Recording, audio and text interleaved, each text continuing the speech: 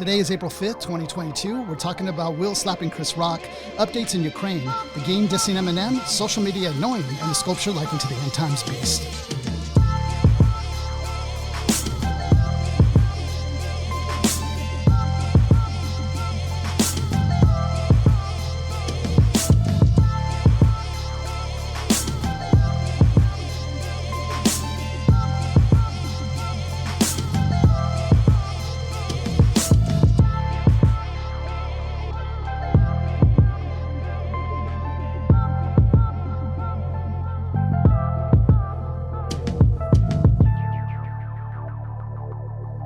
How's it going, everybody? This is Isaiah Martinez. Welcome to The Deep End. If you haven't already subscribed to the show, please feel free to do so. You can go on thedeependpod.com and find all of our various platforms, or you can follow us on social media. Again, special shout out to my friend Adrian for hooking it up on the intro. If you or anyone you know is looking for studio time or for an instrumental, A Brook is your guy. Follow him on Insta by searching A_Brook. That's AYE_BROOK, and he will hook you up. Last but not least, I want to give credit to Kaz1, another legend out here in the IE. That's right, I got two legends who have put together the soundtrack for the show.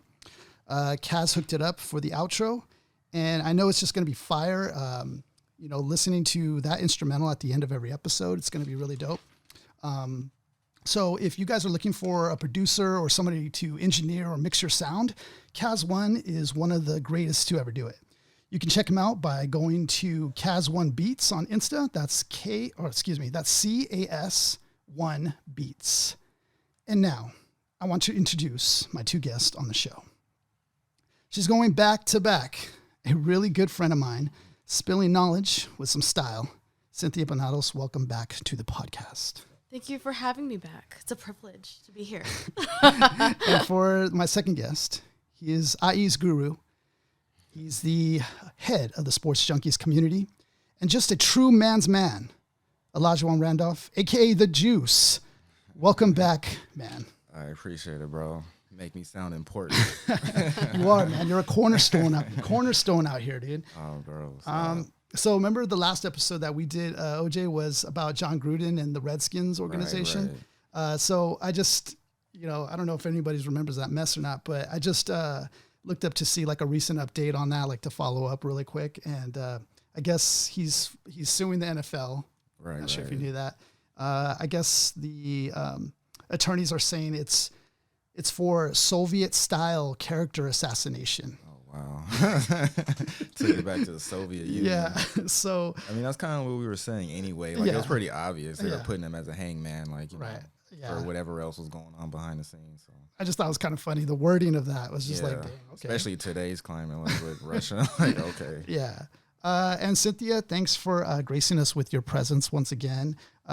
You actually got me to do some line dancing over the weekend, which was pretty fun. And I don't know if you know this, OJ, I'm not really a country music kind of guy. It's not really my forte. So I was definitely outside of my comfort zone. We got him out of his comfort zone. It was great. For sure. I was out of my comfort zone. But it was really fun.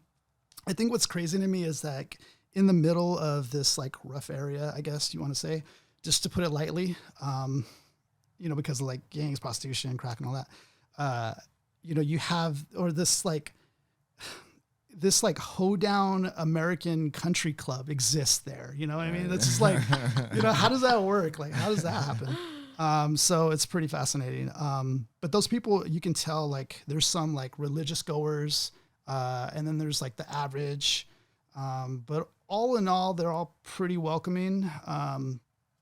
I think, they're nice enough to kind of show you the moves or whatever like that. The prices are really affordable. Overall, just a good time, I think, with friends. So thanks for showing me some of that. Thank you for being open-minded to go. It's like, I think people have a lot of like misconceptions of what to expect there. Yeah. They just know what they know, or just they base judgment on like what they see. Yeah. So I think it speaks volumes when someone's willing to just let all that go and just be like, oh, this is a new experience. I'm just going to try it. So I tell everyone, like, just do something that makes you feel uncomfortable. You don't know if you're going to like it. Where was it at? Brandon Iron? San Bernardino. Brandon Iron. Have you been there before? Oh, Brandon Iron. Yeah. Okay, I know. Literally, like, people of color like crazy that go there. Yeah. Legit, right? Yeah, I think I've been there once. I don't know what, I forgot what the night or the theme of the night was. I remember going there one time, but it wasn't line dancing. But I remember it was pretty cool when I went. Yeah, I for sure thought I wouldn't see myself ever being on the dance floor for sure. Just because, it just seems intimidating a little bit because everybody's like super on it and they all doing the same moves. Yeah. And I don't want to mess that up, but I mean, I guess they welcome newcomers too to try it, and they give classes for it too. So all in all, pretty fun.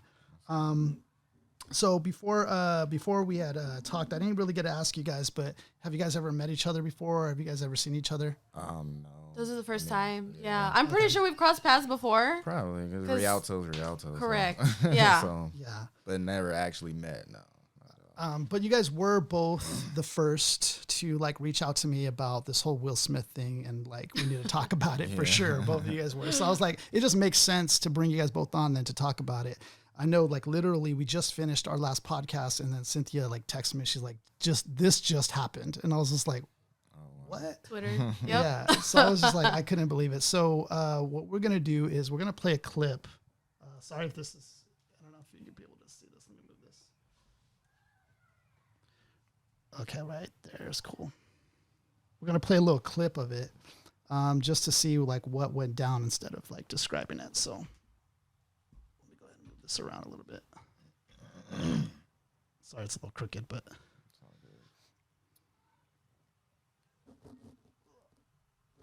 okay. So let's go ahead and play that now. You know who's got the hardest job tonight? Javier Bardem and his wife are both nominated. Now, if she loses, he can't win. He is praying that Will Smith wins. Like, please, Lord. Jada, I love you. G.I. Jane 2, can't wait to see it. All right? There it is. That was a nice one. Okay. I'm out here. Richard. What did you think he was gonna do, OJ, as you saw him walking up? I guess have some type of like quick back and forth, like, something that I thought was scripted. Okay. Like I just expected some routine, like maybe he would have said something funny back, and then he go back to his seat. Something. Cynthia, did you even think anything when you saw that? I thought it was the first time. I thought, it's probably scripted. But then when I saw the behind the scenes, like what they didn't air, I guess, that's when I was like, I'm confused. Like, so that wasn't, that wasn't legit, or it was legit. I didn't see it live. I just saw like the clip circulating, because actually I saw the slap before I saw the rest of it. So I'm thinking like, that's got to be edited. Like I thought somebody did some quick, like good edit job in the Grammys. Like, oh shit, I thought it was a skit. Like, they just got him up there. Yeah. I first, when Cynthia sent it to me, I was like, this is for sure a script. This isn't real. That just didn't look right. It just looked awkward as hell. Yeah, it did. Because we'll watch the rest of it. Oh, wow. The way Will Smith walks away, even, it was like all that like swag after that slap was just also funny to me. Let's go continue. Will Smith just smacked the shit out of me. You hear the crowd get awkward, the tone, because nobody's really sure. Wow. Right. After he does this. So everybody's kind of like nervously laughing, right? Well, Lupita Nyong'o, she's just like, what's happening? Oh, man. Her in the background of this, just priceless, because she's just like, what the hell? All right, let's continue watching as Will Smith gets upset. Wow, dude. Yeah. It was a G.I. Jane joke. Keep my wife's name out. I just think of the SpongeBob when I see it. Okay, we'll get to that. Yeah. Sorry, anyway. We'll get to that. True. I know, like, there's so many ways this could go. Yeah. Okay, so he first said it the first time. All right, let's see what he goes. I'm going to, okay? He said it was a G.I. Jane joke. Right? Okay. That was a greatest night in the history of television. Okay. Chris Rock's energy just just changed. Right. Like, that was part of the thing that tipped me off. Like, maybe this is real, because he immediately was just. That was the big indicator right there that this was real, right? Because Chris Rock's reaction to that wasn't. You could tell it wasn't fake. His reaction to it, at least. He had such grace, though. I really give him props for like being so quick with responses. Yeah. And I thought the way he handled it was like classy in itself. He didn't try to fight back. He was just like, all right, I'm gonna just come out with punchlines. For sure, a pro. For sure, a pro. For sure. I initially, though, I was thinking that couldn't be real. I was questioning it because, you know, there's videos that also circulate that show Jada laughing, you know, at Chris Rock making the joke afterwards where she's off camera. And the fact that Will Smith went from laughing to like instantly there at that point where he was boiling, it just didn't seem like how could you get turned up that fast? Yeah. You know, so that was another thing that kind of threw me off. I mean, the whole claim is that, like, he initially laughed it off, but Jada had her stone face at first. So, like, it was one of those things where, like, are you really going to let him say that? So that mentally probably just, like, snapped something off. And then because, I mean, who knows what their history is, like, what happens in their household or, like, what the triggers are. Because, I mean, if you go by what we're told, we have this idea that the relationship is Will's kind of like a victim of her or whatever. So it's like it could have been some trigger to be like, oh, here we go again. Now I got to go show her that I'm really a man, that I'm really Tupac or whatever. You know, so like that could have been the motivation of it. But I mean, it's so many ways to like look at that. Yeah. So before we go any deeper, obviously it sent shockwaves into the world, and we were oversaturated with some of the funniest and also dumbest memes to date. And while there was deliberations on what was going to happen or what was going to be done, the internet wasn't going to wait for that, right? So social media was flooded with Will Smith Oscar memes. And so I want to cover and go over the top Will Smith Oscar memes that hit the internet. So let's go ahead and take a look at what we got here. So I created a little folder here with some memes, and I also got the internet to pull that up for us. Here we go. So here are the top memes that we are going to be talking about. Let me go ahead and hit record. Okay. Oh, I saw this one. Starting off with number one. I hope this email finds you well. I hate it when I get that type of email because obviously it did not find me well. It's Monday morning. I'm like waiting to be here. My eyes are ready to opening. So yeah. So let's go down to our next one. Okay, play off a hitch. Oh, I'm sorry. Let me. I don't know if I can blow up much more. Instead of hitch. It says, yeah. So it says, I'm not going to pronounce that, but it says, keep my wife's name out your. Oh. I didn't see that one. That one's kind of great. funny. Okay, so this one was a play off of. Oh man, it's really blurry for you guys. Let me try to fine tune this. There we go. Okay, so the next one says, my dad just texted me Will Smith funny meme. Okay, so it says, let me try to fine tune that. Play off of Fresh Prince of Bel-Air. We saw this one. This one was like a good right away chuckle for me. It wasn't like super funny, but it was funny enough. Yeah. It says, and my mom got scared. She said, you can't slap Chris Rock because your wife has no hair. So play off of Will Smith. What's funny with this is that it can loop back all the way to, you know, because the internet is the internet. We have unlimited resources of like your whole career, 100%. And we can just make a joke out of everything in your whole career, which is kind of funny. Now these ones are like super funny to me because it's just basically playing off of his slap. Wow, he's throwing a Pokeball. Yeah. Not the Pokeball. I'm dead. Wow. Him chopping all these fruits from the game. That one's pretty funny to me. This one's a reenactment of like what happened with the G.I. Jane joke. It says, Jada, G.I. Jane, that's hilarious. Ha ha. No, it's not. Want me to cheat again? Oh, dang. And then he said, did I do it right, Jada? Please don't leave me. Dang. Wow, that one's pretty cold. That's pretty, yeah. That was pretty cool. This one's one of the funniest ones to me. Let me play this one here. Turn down for what? What? That was an old clip of have like you seen that somebody real video? getting Yeah. socked, which they always kind of remix it with whoever's face on there. I just got to play that again. Turn down for what? That's too much. Okay, so let's take a look at the next one. Okay, we saw this one. This one was playing off of Smash Brothers.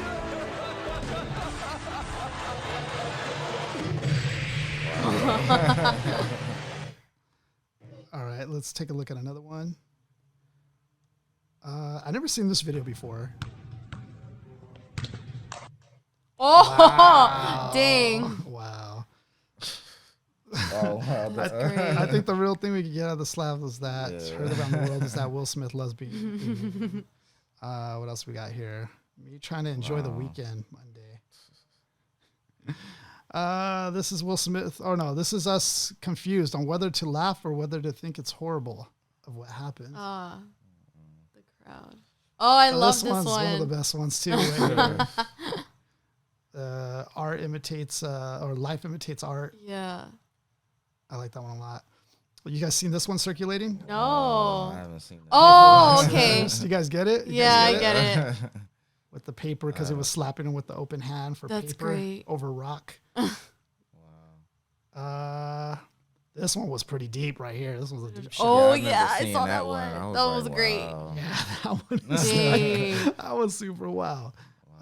Here's another one from I forget what cartoon this is. Chris Rock and Will Smith. Regular Adventure show? Time. Is that Adventure the Time. one? Adventure Time. Yeah. Okay. This one from an old throwback Pokemon Game Boy game. Dang. The pixels. That's It's great. Rock I used Smash. to have that game. This one was pretty funny. I shared this one, I think. Everybody. Wasn't that a Super Bowl commercial? Yeah, I think Yeah. so. Just smacking everybody. Look at this kid gets smacked. Bruh. Oh no, the Drake one came back. Jokes Dang. about my wife. Wow, that was a deep Oh, that's pretty funny. I dig it. shot. This one, I think, he smacks the guy when he opens the door. There's a lot of prep for this one. Hello? That's not funny. Oh, that's Dang. funny. To laugh at joke about wife or slap the guy who joked about wife. Wow, I was trying to do both. At the same time. Me looking at Will Smith memes. Yep. All week. This one's a good one too. Everybody hates Chris. That one's a pretty That's good great. one. That's a pretty good one. Oh, you seen this one? Oh yeah, when he runs up. Oh, yeah. I saw this one. Look at everyone's face. It's just boom. That one's super funny. Oh, my God. I love this one. What is the five fingers say to the face? What?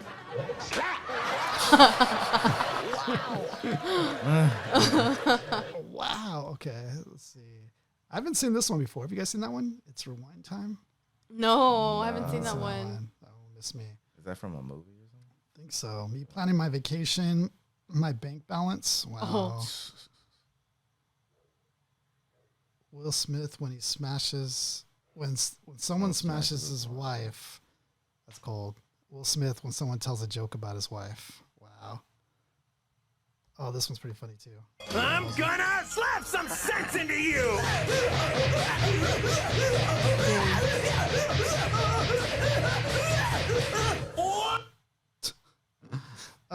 Will Smith's manhood, Jada Pinkett Smith. Wow. Dang. Wow, that one's cold. This is low blow. Called out. Will Smith that The Rock made that joke instead of Chris Rock. Oh, High key. that was funny. Germany, Treaty versus Versailles. Dang, history here. Nice. Jenga. Oh, It just starts to just get funny out there. You guys get this one? Oh yeah, the we will rock it. oh, got it.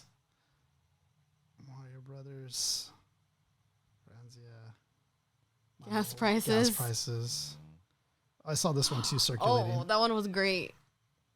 Andrew Garfield texting the other Peter Parkers to see if Will Smith slapped Chris Rock in their universes too. If it was awesome, but also it wasn't. Me, who accidentally slammed the door, my mom. Dang. This one's funny too with the prankster. Oh yeah, I saw this. With Smith's dance force slapping mother in the head. Wow. Oh, this one's funny here. That's great. Yeah, so that's just a few. Actually, got a few more I want to go through real quick. Let's blow this up. My alarm, me. That's definitely me on Monday mornings. It's me needing to go to the gym. Yeah. Will Smith at the Oscars after party. Yeah, that's what I remember that. Jada after Will sat back down. Wow. We saw that one. That's exactly why he had to move with his auntie in Bel Air. Stoops. Jada's cheeks. August Alsina. Wow. Oh, OJ sent me that one. Yeah. OJ sent me that one. Kanye after discovering it's okay to slap comedians. Ooh, Kanye's waiting to slap some Pete Davidson. Okay. Ooh, you saw Chris Rock's fist balling up there? I didn't see that. This is a good one. Will Smith going to have to hit the audience with one of these. Hashtag Oscars. Great. Let's see. When Life Imitates That's the Art. one. This one's a really good one. This one's always funny. I love these ones. that's Seeing sure. Will Smith fight for Jada made me think of how I should have fought for you. Losing you was like a slap in the face, and I can't have that again. You don't have to text back, but tell your mom I said hi. Dang. Me writing on Facebook. If that was me, I would have knocked Will Smith's ass out. Hitch, but short for a hit, Chris Rock. That's pretty clever. Jada, if Chris Rock made a Will Smith joke. I think we've seen this one. Rock smash, yeah. Okay, we saw that one. This one. Keep my wife's name out your fucking Oh yeah. This one's sick. Your wife is in the DMs, hey baby. Hit me back on my Oh no. Oh, the video ones are funny too. Let's see. This one's another one. All right. Yeah, we saw that one. Let's go through this one. Oh yeah.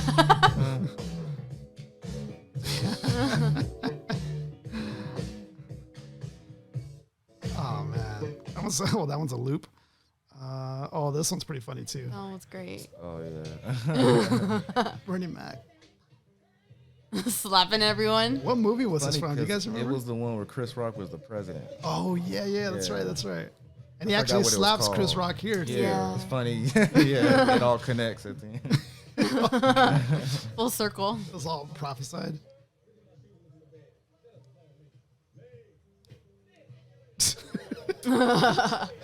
Oh man, dude, what is up with Chris Rock getting slaps, man? That's like super funny. So out of all those memes that we just looked at, what would you guys say would be your? Let's go with like top 3 out of the bunch that you guys would think. Out of all those memes, what would be like top 3 that you would think?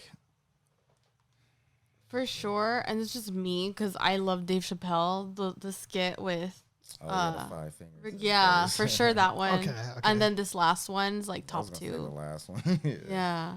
Okay. And I like the Pokeball one. That one was Okay, That good. remind me. Yeah. I like the snow day one.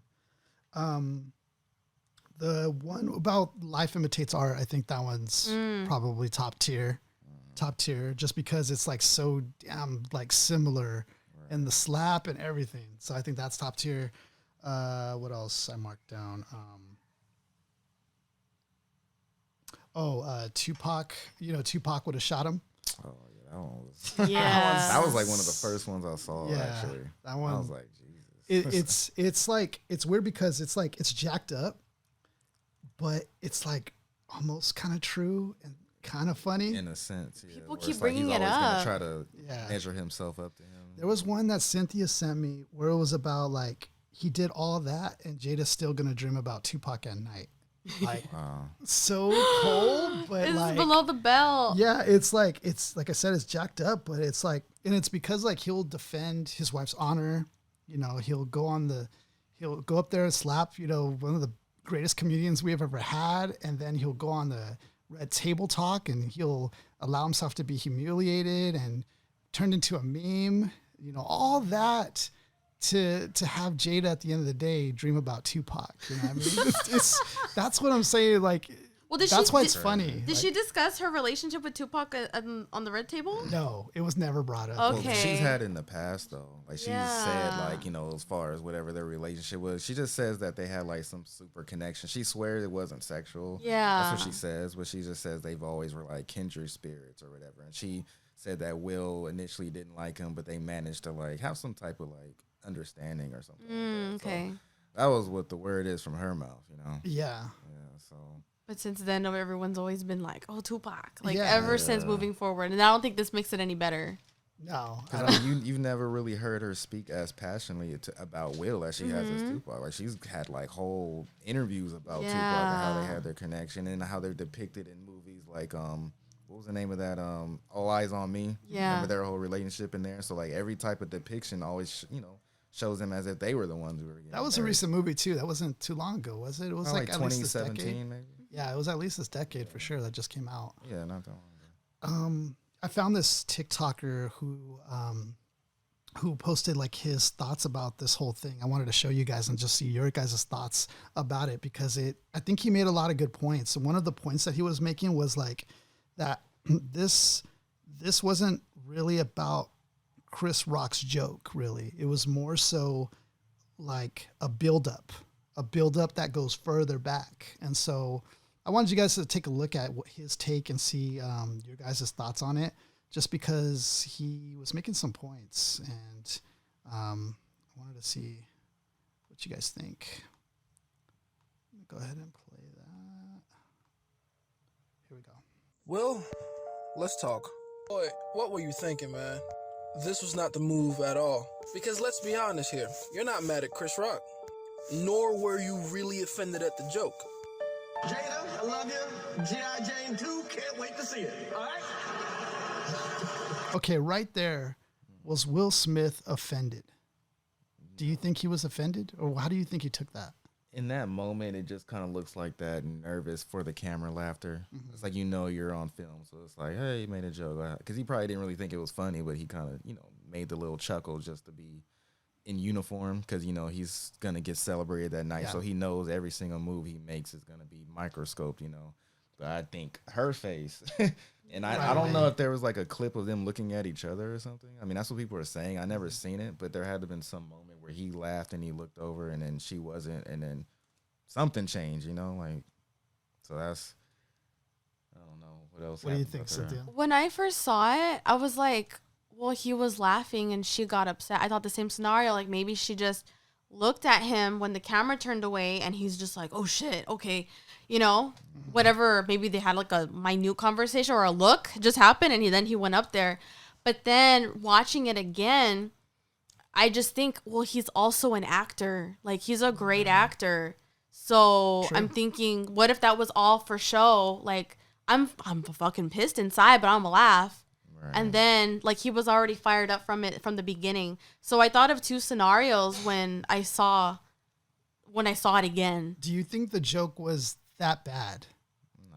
It wasn't that bad, right? But the way Jada took the joke was bad.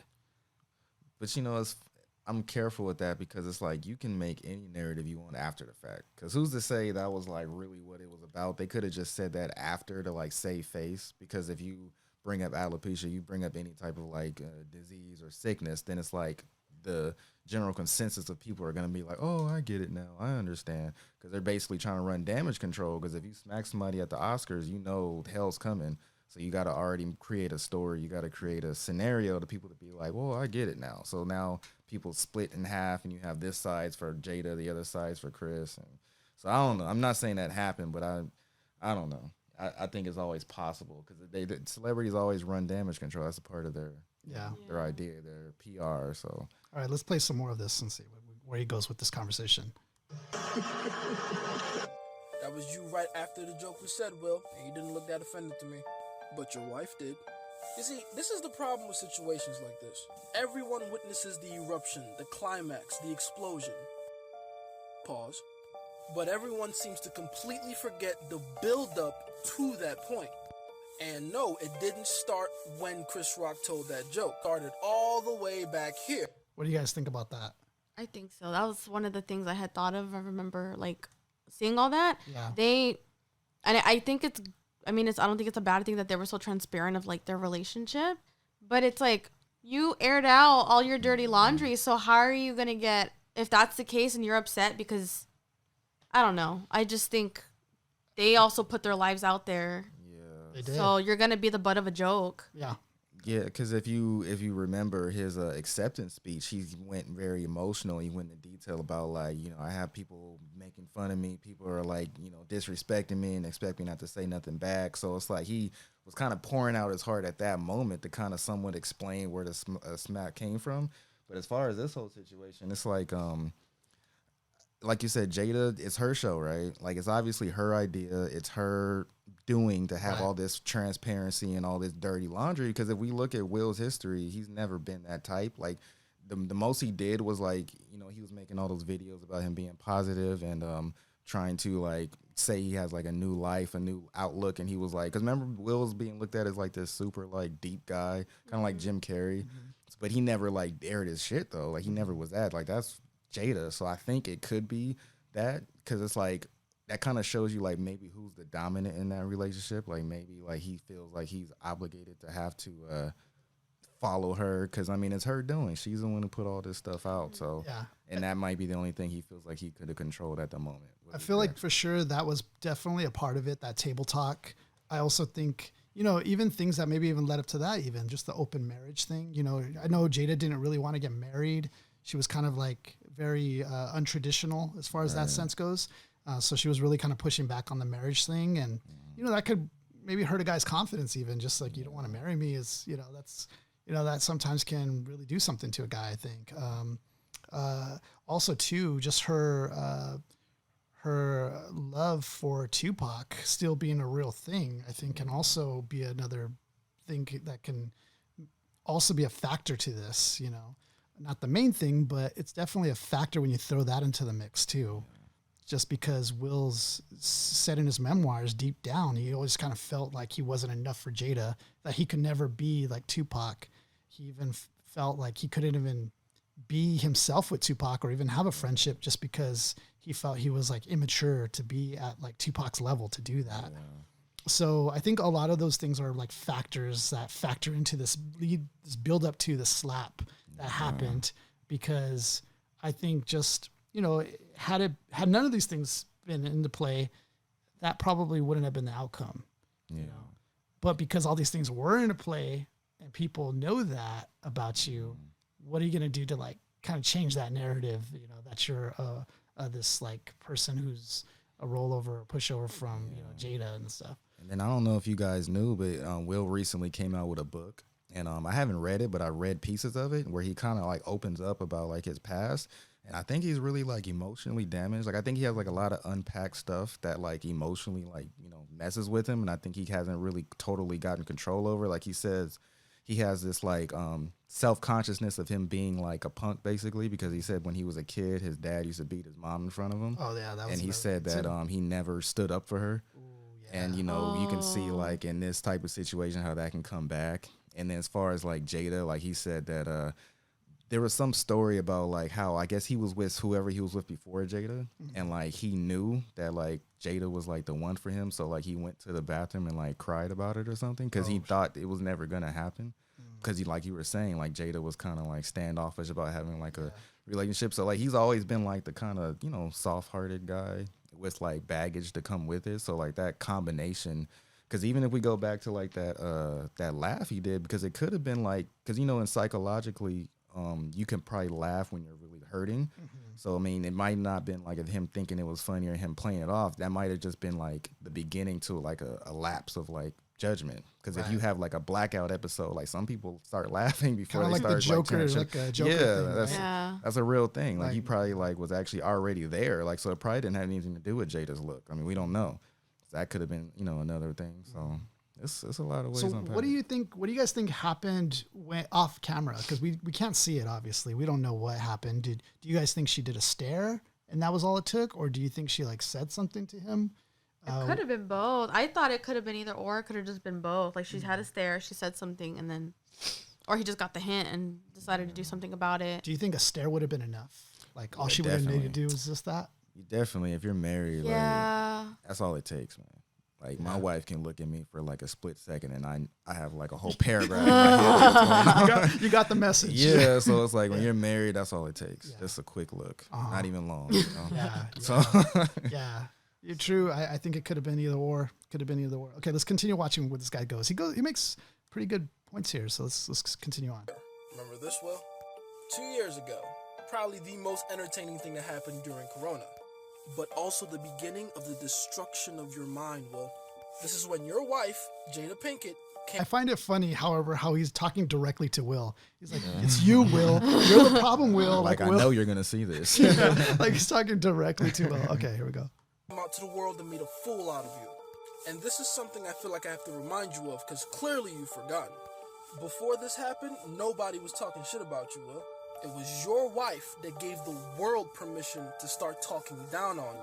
It's like that one. So do you guys think that Jada made a fool of Will?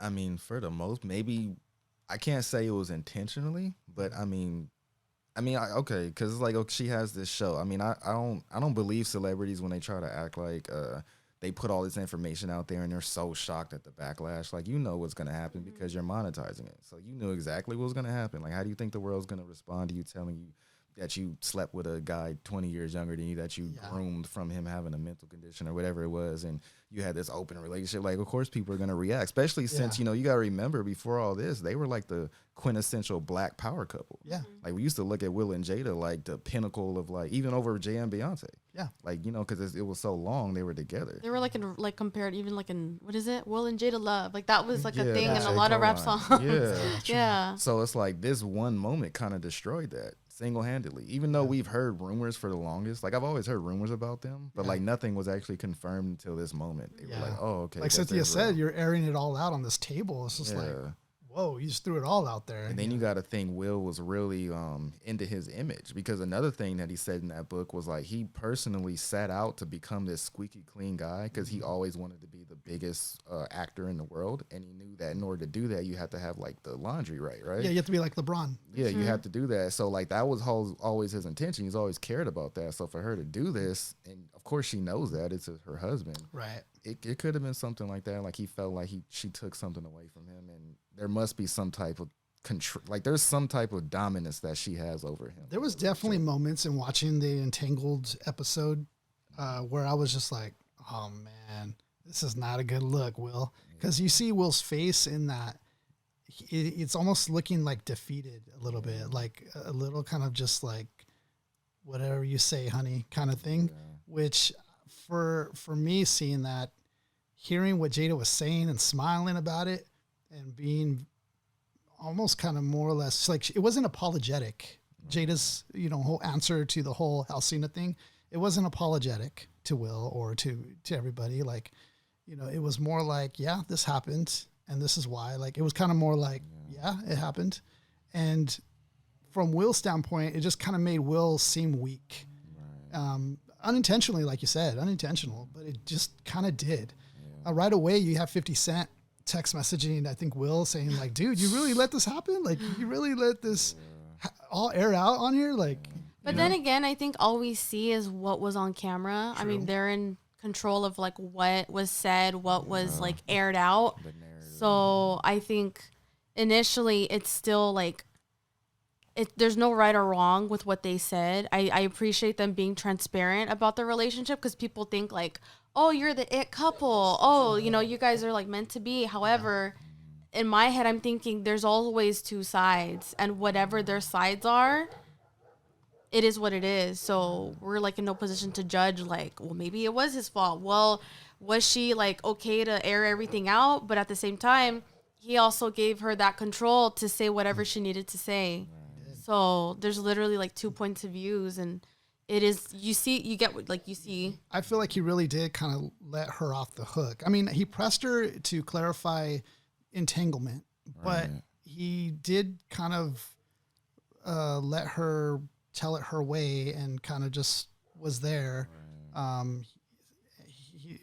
and he even said like, oh, I messed up too, which he was very transparent, but. Because, I mean, he was in the news for having like a fling. I forgot who it was, but he did have some stuff too. But there was a lot of stuff of them saying that like, they had an open relationship, but it was never confirmed. But see, that's what I'm not clear about, because it's like, okay, are you guys open or not? Because if it was open, then there shouldn't be an issue. But you can tell there was an issue in the conversation. So whatever was going on with August, obviously some lines were crossed and there was some type of emotional damage. So it's like, okay, are you guys really open, or is it that just what you said because that kind of covers up the infidelity or what? Like, that was kind of always blurry to me. Because if you're truly open, then August shouldn't even have been an issue. You just would have been like, yeah, she's having sex with him.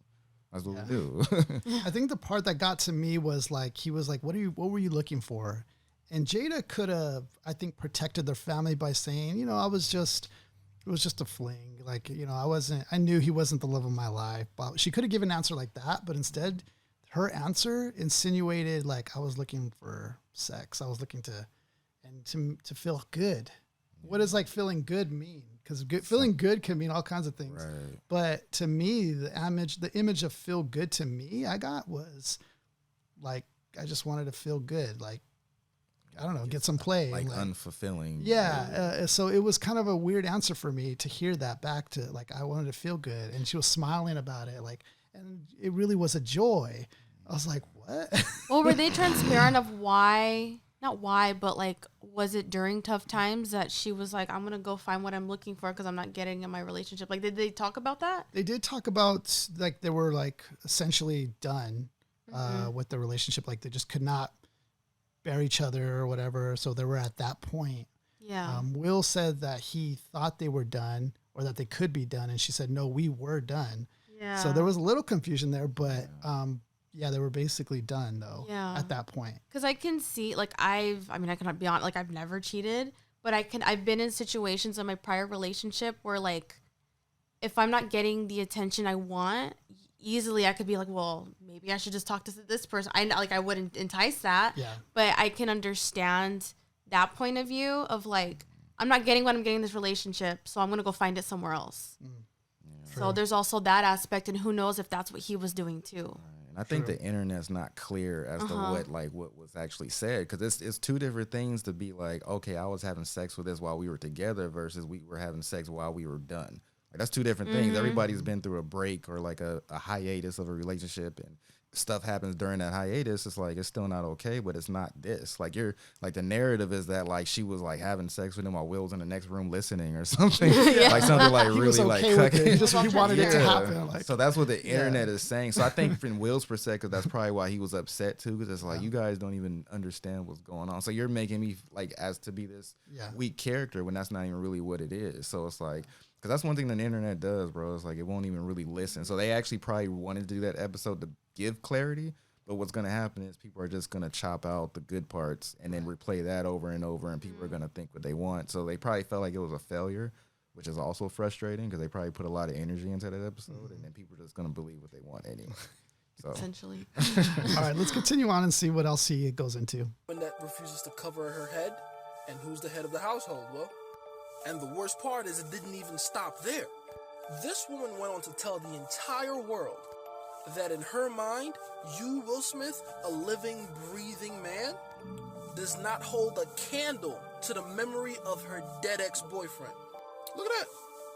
That's a poem she wrote for someone that's been dead since before I was born. And with each trifling thing she did, I was praying to God you would do the right thing. I was expecting to wake up one day and hear the news that you had finally decided to move forward with a divorce from this woman. Because none of this public ridicule is worth your self-respect. But I was wrong. You kept letting everything slide. Even to the point where... Okay, so what do you guys think about that? He's saying that he should have divorced her. Do you guys think that was the answer? No. I mean, when was that? Was that poem also written during the break? It wasn't written from her, actually. He has facts wrong there. It wasn't written by her. It was written from Tupac, and she had it, and she just read it out for his anniversary of his passing. So it wasn't, she didn't write that, but she did make a post about it. She did make a post about it and kind of said, you know, you're turning 50 tomorrow, Tupac, with a little winky face or whatever. So, you know, I guess in that sense, you know, she's posting about it or thinking about him or whatever in that sense, but she didn't write that. No. Yeah, well then, yeah, that's completely completely out of context as usual. Yeah, there is a lyric though that is in there that's like talking about two lost souls, and you know, something to the fact of like what happens when they're apart or something like that. So there's a lyric there that could kind of be tied to their relationship, but yeah, it was really just to kind of remember him. That's what that was. Let's continue on. Hendrix started sneak dissing you. I thought you would wake up by then, but you never did, Will. And now I just love how he's like, but you never did. Will. Still talking to Will straight up. Okay. all that pent-up aggression has come out. And the worst part is, you exerted it towards literally the last person you should have. Where was this same level of aggression when your wife was talking crazy to you? Okay, so we heard this one. You know, why are you taking out all this aggression on Chris Rock when you should have taken it out on Alcina or Jada Smith? What do you guys think about that take? I mean, that's kind of what I thought when he hit Chris Rock. I was like, where were you when August was saying all this stuff? Like, he said nothing. But maybe it's like what he's saying. Like, it's just all this pent-up frustration that he's had in his relationship for so long. Yeah. He's just like, screw it. I'm going to just, fight for her. Just put it into all of this. Like, it was like Chris Rock took the slap for everybody or something like that. Because I kind of forgot. What did August say? Because August did come out and start saying stuff, right? So August Alsina came out really to promote his album, right? And he came out, dropped this news about him and Jada. Yeah, started this news that, it was a complicated relationship. I can't even talk about it, but he's talking about it. Right. And he's just kind of going into like, it was love, probably was, but what he was saying really was that he even talked to Will Smith and that they were good, and that he like approved of Jada and his relationship even, and just that they talked or whatever like that. And essentially he breaks up with Jada, and he even has a music video that ties to this that shows like Jada in the DMs and him basically kind of like blowing her off. Wow. So that happened. So people are asking, why didn't he press Alcina? Do you guys think? Do you think it would have been appropriate for him to press Alcina though? I mean, kind of, because if you put it that way, he's the one who really started it all. See, I was under the impression that Jada just came out openly and said it. So it was actually the red table thing was in response to what August initially started. Yeah, okay. Yeah. Then I mean, August is for sure like the villain here, because it's like they probably were willing to take that to their grave, but he leaked it out, so that forced them to be in position to have to, I guess, address it and clean up the imagery, I guess. But I mean, to me, as far as like not taking out on Chris Rock, because I was telling you when I got here, what I think this was really about, I think it all started at the Oscar So White thing. Because that was when Jada was famously known for wanting to boycott the Oscars, and Chris Rock was the host that year, and Jada had reached out to Chris Rock to not do it, to be a part of the boycott, and he declined, and he decided to do it. And she was like, oh, okay, all right, whatever, do you. But then he had that joke about you're like Rihanna's panties, I'm not invited, so who cares what you think? Like, basically like taking a jab at her. So I think like that probably like resonated, because who knows what's happening behind scenes. Like, they probably had a conversation, and who knows what Chris, he probably blew him off again. So I just felt like the whole energy of it was like existing from another incident that we probably just don't know about. True. But it probably rooted from there. So because he kept saying like, keep my wife's name out of your mouth. So it's like, that's kind of saying it's going back to the first time it was in his mouth. It was at the Oscars. So have you guys ever had an incident like that where you were upset at somebody, not even for the thing they just did right there in front of you, but for something else? You were upset at something, but you took it out on them for this other little thing, even though it was about something else. That's a breaking point. Yeah, that's what I read, because it's like even him saying that, keep my wife's name out your mouth, and he repeated it. It just made me think like it had to route it to the first time his name was in him or her name was in his mouth. So I just think there had to have been something, because I was like 5 years ago. That was a long time ago. Yeah. So that much time, who knows what's happened between now and then. So I think there's definitely like something else going on. So. Yeah. Let's take a look back at the entanglement really quick, because I think this will just kind of refresh our memory on everything. Let's play a little clip of this. Yeah, we basically, we broke up. And then what did you do, Jada? Well, I think from there, as time went on, I got into a different kind of entanglement with August. Yes, we know entanglement is vague as hell, but thankfully, Will pressed her to be more clear. An entanglement? Yes. Yes. A relationship. Yes, it was a relationship. Absolutely. We also got clarity on the misconception. See, I don't get it. You come on the show to be transparent, but why not be transparent there and just say what it was? It was a relationship. Why are you using entanglement, like trying to hide it when you're on the show to basically clear it out? Well, I could see something like that kind of be like, oh shit, I have to, it's like you don't want to say it, so yeah, you kind of like, how do I say this? Yeah, like kids, like, oh, I didn't, what is it? They say things when it's like, oh, I didn't laugh, I chuckled. Like, it's like one of those situations. True, like, true. no, just, you need to say it. Like, what is it? Yeah. That's true. And she's probably still a little ashamed, too. Yeah. So she doesn't wanna quite Okay, admit it. so I mean, that kind of helps clear that up. Let's That keep Will watching. gave August permission to sleep with his wife. The only person that can give permission in that particular circumstance is myself. Yes, exactly. Yeah. But what? So even right there, just Will Smith's face is, it just kind of seems a little bewildered, a little like just defeated, lost a little bit. It kind of continues. August was probably trying to communicate because I could actually see how he would perceive it as permission because we were separated amicably. Yeah. And I think he also wanted to make it clear that he's not a homewrecker. Now, if you're like us, you're probably wondering why August? Well, we'll let Jada explain it. I just wanted to feel good. It had been so long since I felt good. See, to me, what does that mean? What does that mean? You know what I mean? Like, because I mean, if I'm just bare bonesing it, like, you wanted to feel good. It's been so long since you feel good. Like, I don't know, but those words there kind of hit me different.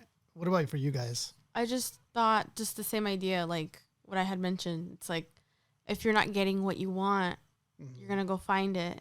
True. So that happens like with breakups, right? Like, well, they're not giving me what I want. Like, I told them this, and no matter how, who knows if they communicated that multiple times. True. And he just was not getting it, or whatever the conflict was. Okay, well then, I've told you this. We tried X, Y, and Z. Well, guess what? I'm going to go do this because I'm already unhappy with you. Very good point. So that's my point of view, where she's just like, yeah, I'm going to go find what I want.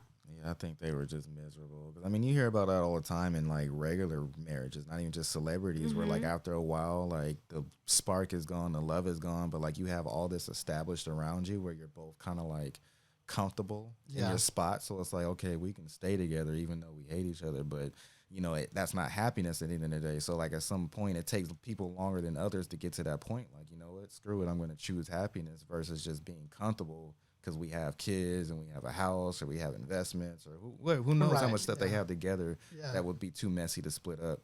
So her saying like, oh, I wasn't happy, I found happiness. Like maybe that was a moment she finally was like, screw it, like I'm just gonna go for it. Yeah, that's a good point. What do you think that?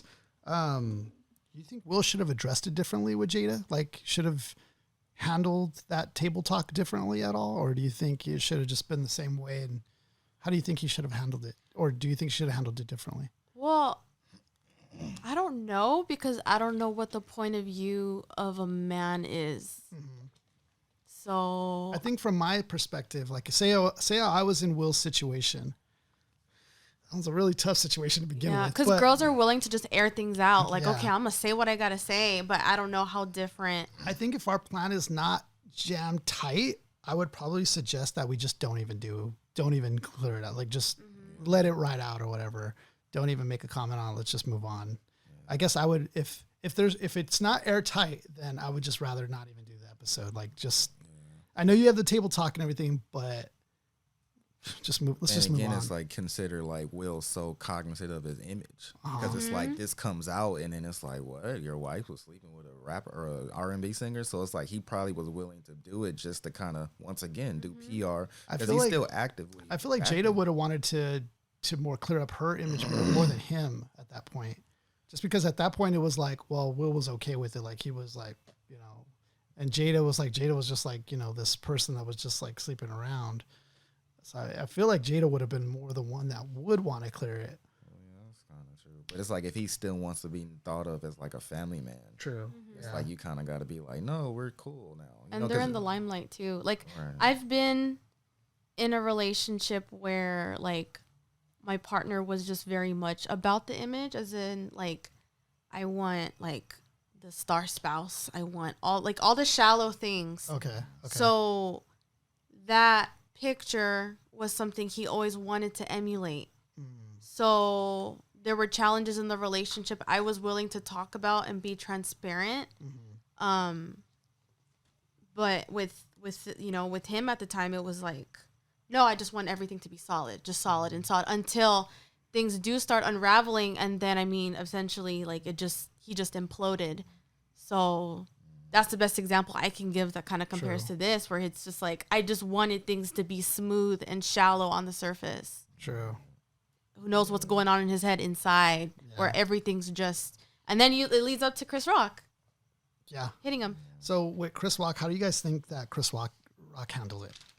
I think he handled it like pretty well, because I mean it could have went one of two ways. Because I listened to this other podcast with like a bunch of comedians, and all comedians stick together. So like, of course they're on Chris Rock's side, and he was like, if that was me, you probably Andrew Schultz. Yeah, I know him. Yeah, so he was like, if that was me, I would have kept doubling down. I would have said another joke and another joke, and it's like, if he did that, it might have been funnier, but it would have been a bad look. Exactly, because you would have known that, like, oh, you're a part of the spectacle, rather than just trying to be like, okay, that was weird, let's move on. Like, that kind of like puts you out of it, because if he were to play into it, then it would have been like, oh, now it's Will and Chris need to be investigated, because he kind of like separated himself from the spectacle immediately. Right, exactly. Like, and that's like more of like an image PR thing. The most professional thing you can do, just stepping right out of it. And that's what he did. Look, let's look at this clip really quick here. This is exactly that scene you were talking about, OJ. Watch. Oh, okay. Did you hear that? He said, yeah, "Oh, like I could roast you so bad." That's what he was saying. Watch. Let's play that back. Oh, okay. Oh, yeah, I could roast you so bad right now. You're so lucky. He's saving that for his tour, though. Right. He said he's gonna change a lot of his stuff. Like, he has all this. Let's hear it. How was your weekend? Right after that weekend. I don't have like a bunch of shit about what happened. So if you came to hear that, I had like a whole show I wrote before this weekend. And I'm still kind of processing what happened. Like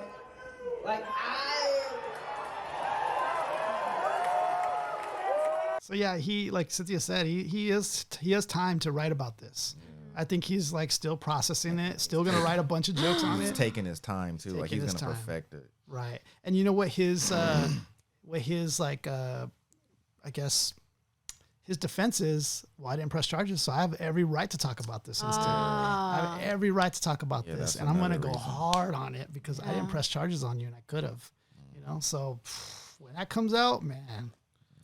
That will be great. I was gonna ask you guys, did you guys get to see Will Smith's like acceptance speech of the Oscar? I skimmed through it. Okay, Yeah, he was like crying. He was like saying, life imitates art. He mentioned Denzel, gave him some words of advice. Did you guys get it? Like, I don't know if you guys got to see enough of it, but to me, he seemed emotionally fragile for sure. Yeah. A lot was going on. He went from all types of different emotional moods, from being super upset and angry to crying to also with Vanessa's with them being there, also part of the movie thing. Like, he was trying to like throw them a shout out, but also saying sorry to the Academy. There's a lot going on. Yeah. There's a lot of emotions going on. He did use the words, you have to defend your family. You're supposed to just kind of take the hits. In other words, he mentioned words like, you have to take the abuse, or people talking crazy about you, or disrespecting you. To me, I saw what Chris Rock did was, to me, a mild joke. But it's different when it's on you, I guess. And especially when it's involving something you're very insecure about, with the hair thing. So that just can depend on who you're doing the joke on. But I know it could have been worse. He could have done a harsher joke than that. That joke could kind of go in a couple of ways, because G.I. Jane to me is like a strong woman who willingly cut her hair and who wasn't afraid about it. Like, who went out proudly, was like, yeah, I cut my hair. So it could have been almost like a compliment joke. And honestly, if she that's saw what it that Jada way. said. Yeah. Like, there's a clip on her show saying that she was gonna proudly wear it with pride, or she was gonna address her condition, with confidence and stuff like that. So she kind of had a G.I. Jane attitude about it. So like the whole thing about her cowering and offense, like, oh my God, how could you talk about me? Like, that's kind of opposite of what she projected on her show too. So it's like, right. Did you guys see that clip of Will Smith back on, I forgot what talk show it was. Was it Arsenio Hall? He did a joke about somebody who had like a bald head. I heard about, You saw that clip? Uh-huh. And he did a joke on him. And he was like, it's just a joke, man. And then like full circle, that comes around. It was just like, just so crazy how the internet, like I said, never loses. Make it make sense. Yeah. So Will Smith said, after he resigned from the Academy, he said that he's deeply sorry. He betrayed the trust of the Academy. He deprived others, other nominees and winners of their opportunity to celebrate and be celebrated for their extraordinary work. He just said, change takes time, and I'm committed to doing the work to ensure that I never again allow violence to overtake reason. So I know the Smiths might want to be over this and they want to move on, but I don't think we're done with the Smiths. I think there's still some more that we're going to hear about them. I don't feel like this chapter is closed. I feel like it's still there, so there's still more to come, I think, with the Smiths. he resigned from the Academy. Yeah. And they were saying he did that because it's like, I guess because he didn't leave the Oscars, because I guess they claim they asked him to leave, but he refused to. So I guess him resigning like voids him of having like a particular type of punishment. So they said like basically anything can happen other than him getting his Oscar taken. So they said that can't happen, but I guess there could be more punishments as far as like, I guess maybe he can't do certain movies, or he's not allowed to like be a part of like Academy events and he might just get blackballed. That's what's gonna happen. Yeah. So he ended up resigning like actually like as a form of like a defense versus something else. Like that was the whole reason. Yeah. Well, I think too, because a lot of people were like, where were the cops? Like, where was security to take them out? Oh yeah, that's another So thing. that was something I was like, what? I didn't understand. It was like blatantly on camera. To me, I feel like if you're like one of those people working on the scene, there's just, what do you do? Like, you don't expect that to happen. Like, oh shit, like, do we take them out now? Is that the wrong move to do? I mean, it's like at the end Chris of the day, Rock's okay. It's content though, because like that makes them more popular. So it's like yeah, the right thing to do is to escort them out, but like the content, if you're worried about the brand of the Oscars, being more popular, you would keep him there so everybody can keep looking at his face every time the camera zooms in and like, oh, what's he gonna do now? And then everybody who came on stage and commented on it, like who said something about August? Regina Hall, yeah, like stuff like that, because that's the content, so people want to see what his face is going to be like, his reaction's going to be to this and that. Okay, so let's go ahead and we'll change gears. We're going to talk about updates in Ukraine and what's going on in Ukraine. So we're going to go a little bit more on a more serious note here. And just a heads up for anybody watching, there is some images that might be disturbing for you guys. So just heads up, if you guys don't want to really see it, maybe skip through. But I want to take a look at these images because I just want to, know what's going on there. I want to see it. I want to feel the impact of it. I think it's very easy right now to overlook what's going on because we got our own things going on here. So I want to put these images and line them up and just, for the viewer and for everybody to see what's happening currently in Ukraine. But before we get into the images, President of Ukraine, Zelensky, he addressed Russian forces, and he called them murderers, torturers, and rapists after hundreds of Ukrainian civilians were found on the streets of towns surrounding Kyiv.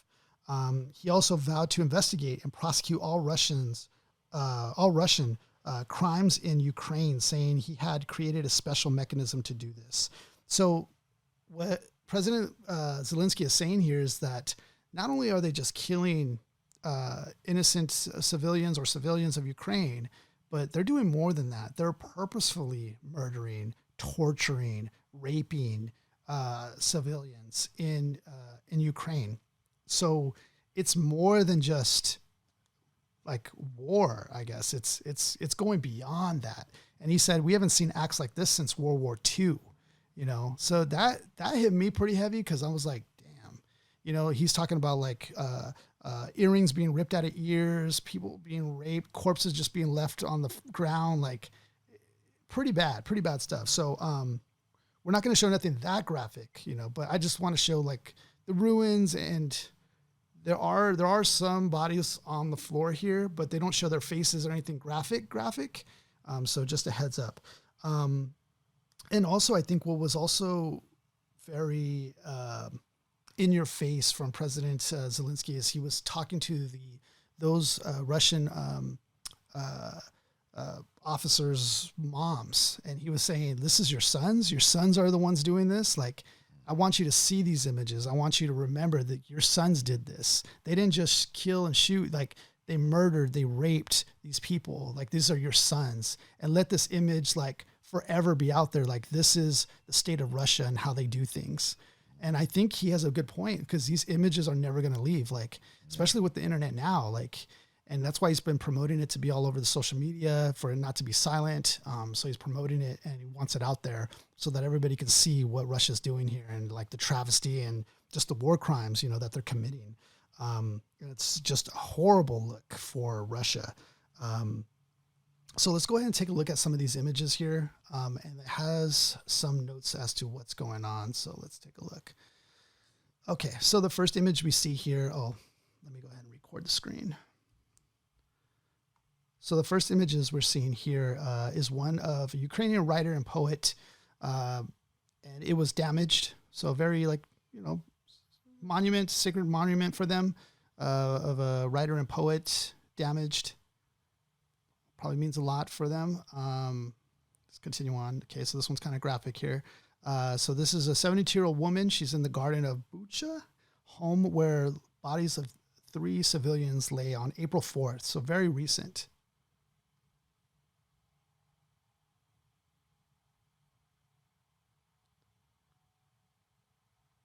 Tough to see that. Ukrainian soldiers attempted to salvage parts from a destroyed Russian armored vehicle in the recently liberated town of Bucha on April 3rd. Sorry, I know I'm probably pronouncing that wrong.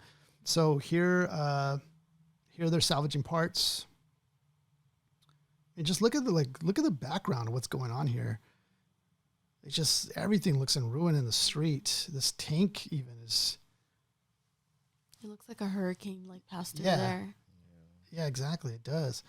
All right, let's take a look. Bodies of civilians that Ukrainian authorities say were killed by Russian forces lay in a mass grave outside St. Andrew's Church in Bucha on April 3rd. So recently they've been attacking this Bucha pretty heavily. So they have massive grave sites. Crumpled cars littered a main road leading out recently liberated town of Bucha. Look at these cars. Smashed. How did, what's the background on those, on the cars?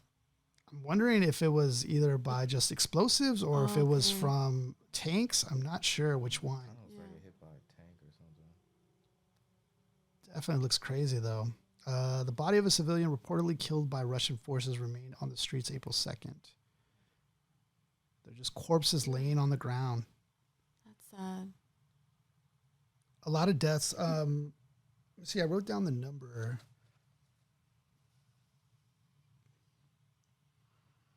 Oh, I guess I didn't write down the number. Yeah, I want to say, I did write down the number. So they reported 3,455 civilian casualties since the war started on February 24th. And that figure includes 1,400 deaths and 2,000 injuries. Do you think Zelensky's address will make any impact? I know he also did a video for the Grammys and he talked about, letting the music be sung, spread the word and the images of what's going on in Ukraine, spread it and don't let it be silent. Do you think his message will really make an impact to the world in regards to that? I mean, I feel like it's kind of like a timing thing too, because if you notice, like the past few weeks, like the war in or the Russia-Ukraine war was kind of dying down as far as like the coverage of it. So I think he probably noticed that and was like, no, like we need you guys to be back engaged. So doing something like this and making this State of the Union address with all these pictures and visually stimulating people to see, like, you know, it's not over. Because, you know, Americans, especially us, we can easily forget stuff. Yeah. Especially since, you know, they changed the narrative to just gas. So everybody's concern was just the gas. And they forgot about, like, the carnage going on. Happening. So I think this was an attempt to, like, re-trigger everybody to be like, no, like, these travesties are still happening. Yeah. Very serious thing. We need everyone to, like, be engaged because, you know, public opinion does drive, you know, political forces as well. So whatever, you know, they feel, you know, America can do to assist with their, whether it's financially or if they can, like, still sanction Putin. Because didn't they re-sanction after this, too? They did a few more sanctions after this address, didn't they? They might have. I'm not 100% certain, but I think you're right. Saying something. Yeah, so, like, I think it's just all, like, a strategy to just be like, you know, we need to keep, because it all starts at the people. So you get people more engaged, that ends up getting the ball rolling on, like, any type of political action and assistance from not just us, all the allies, you know, in NATO and even in the Eastern hemisphere. So I think that's basically more so the idea of him doing this. Speaking out. What do you think, Cynthia? Do you think that it's going to make an impact? I would think so, just because right now I see the point that, you know, he's saying there's so much, like, noise happening in general. So something like gas prices was to hype it up, to ignore what's actually happening. And it happens with every, like, mainstream media. They pick and choose what they want the people to pay attention to. Yeah. So I can see them hyping up whatever else that's happening, just so that way no one's really paying attention to this stuff. Because I had no idea that all this, as far as, like, pictures and stuff goes, like, I didn't know that was even a thing recently. Yeah, seeing these pictures hit different for sure. I could see why he was saying spread these images, like, don't be silent on it. Like, he's trying to keep everybody's focus back on what's going on. I think he's been doing a great job with that and, like, letting people know, like, don't be quiet about this. Like, use social media, like, use it. Because these images are powerful, very powerful images. It's really bad. It's horrific. I think horrific is a perfect word for that. It comes off Holocaustish. Yes, it makes you think of that. I was trying to be careful with saying that, but yes, I know what you mean. Just like image-wise, not necessarily the whole situation, but just the imagery is saying that kind of stuff. So I think, like, when you do that, people automatically think, like, not to be the wrong side of history. Because now that we've seen history and now that everything's documented, I think more people are aware of, like, how they approach, like, what kind of opinions they have about stuff, because you don't want to be 20 years down and someone pulls up a tweet you made now and said, you said that back then. So it's like more people are, you know, more in the moment of, like, you know, what's the right thing versus the wrong thing. Do you think Russia will be perceived differently, like, going forward for quite some time now? Yeah, because, I mean, what's crazy is, like, didn't they rebrand after the Soviet Union because of, like, all that? Because the Soviets just had such a bad rap, and the new Russia was supposed to be the rebranded Soviet Union.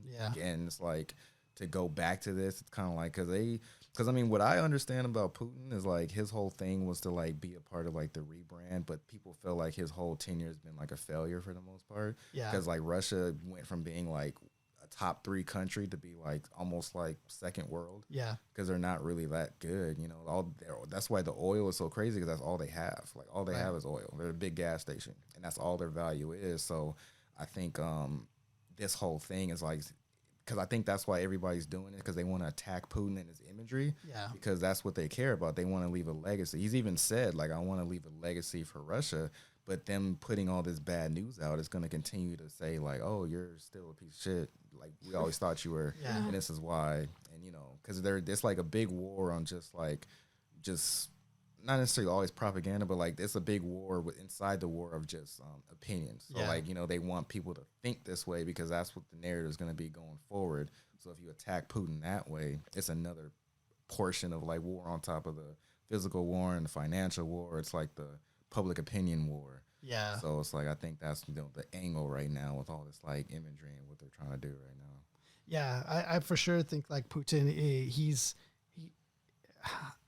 I'm not sure I'll say it. I don't think he cares, you know, because for him, he sees Ukraine as part of the Soviet Union still, or Russia owned basically. So he sees that they can do what they want with Ukraine because it's Russia. Essentially, it's in his mind. He sees it as Russia.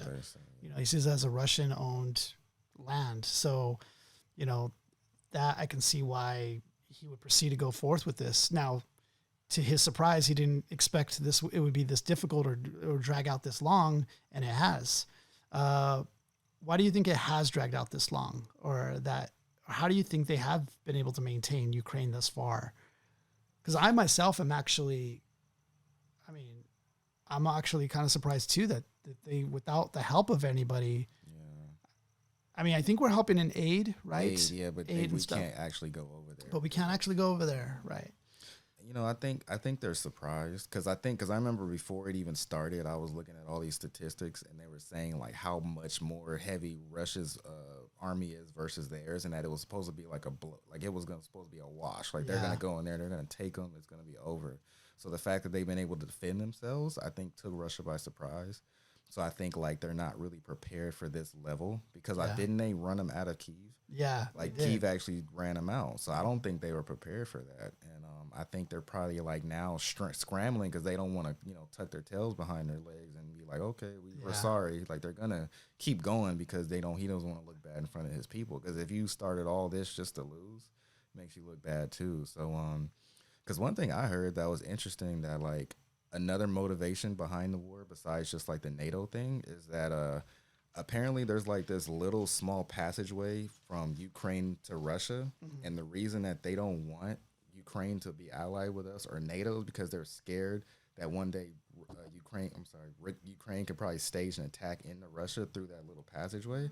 So like they're saying like, no, it's more than that. Like we want to own this land because we want to be able to cut that border. Because over there it's like a bunch of mountains and ice and stuff like that. Yep. Not a lot of it's civilization. So I guess there's like this one little part between Ukraine and Russia where like you can potentially be attacked. It's like Russia's weak spot. Yeah. And they know that. So they're trying to make sure we want to own this land so we can protect it. And have that buffer zone. Yeah. Like we don't trust them because, Ukraine was openly trying to join NATO. And NATO claims they're not invited, I guess. But like, countries talk. Yeah. So yeah, that's another reason is like why this is going on and why Putin's so like persistent because they're worried about being attacked in their weak spot. Well, you brought up a good point about them not being into NATO. So in 2008, they were like basically up to be into NATO, but they got declined or refused. So Zelensky actually brought this up and he brings that up and he says, you guys, I'm not trying to criticize the West. However, when we got rejected from NATO back in 2008, since then, we have been in a revolution and 8 different wars since that uncalculated mistake. Yeah, like Crimea. And so now we are fighting for our life. And we haven't seen such atrocities since World War II. That hit deep because it was almost like, this is your guys' mistake and miscalculation, and we're now paying for it. And how do you think that changes their perception with the West? Because I was wondering, like, will that be a backlash on us for not moving in? Should we have moved in? Like, do you think we could have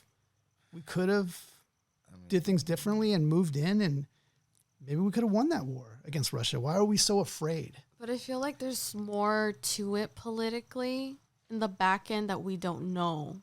I'm sure we can, but who knows what kind of strings they have on us or vice versa, where they're like, this is the most we can do, but we can't meddle until it's like kind of like what happened with like World War II. Like we pretty much were bullied into it. Yeah, and then we had to go. But I think during these times, there's so many, like China has strings on us, so we can't go and do that to them.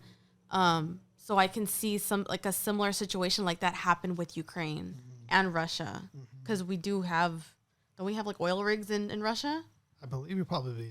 Yeah. I think we did. Yeah, we did. We had like 10 or so % coming from Russia. Yeah. I know it was something. Doing business with them. Yeah. So it's a combination of like business deals, politically doesn't make sense. We have relationships with other leaders in those countries that are, in alliance with X, Y, and Z countries. So I feel like it's just so messy. Yeah, we can like help and give more, but what are the strings attached to it if we do, and what does it look like around that. I'm sure they do play it out too. I'm sure they like who's ever making these decisions. I'm sure they play it all the way out.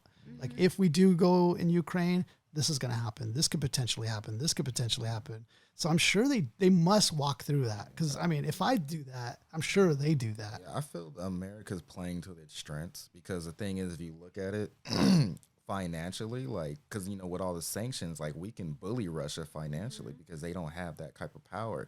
However, military-wise, their military isn't stronger than ours, but it is up there. Yeah. So it's like if you're in a game of chess, it's like you want to bully at the disadvantage, and the disadvantage is all these financial sanctions, and now we're getting like everyone else to join in on it. So it's like we can beat them up where we're strong at in that sense. So it's like, why get into like another void where we're probably not that as powerful, you know? Yeah. I think like, because kind of like you mentioned with World War II, like they waited to the end, and another advantage we had is like we waited so long that everybody beat each other up already. So once we came in, we were all fresh. We were fresh and we finished it.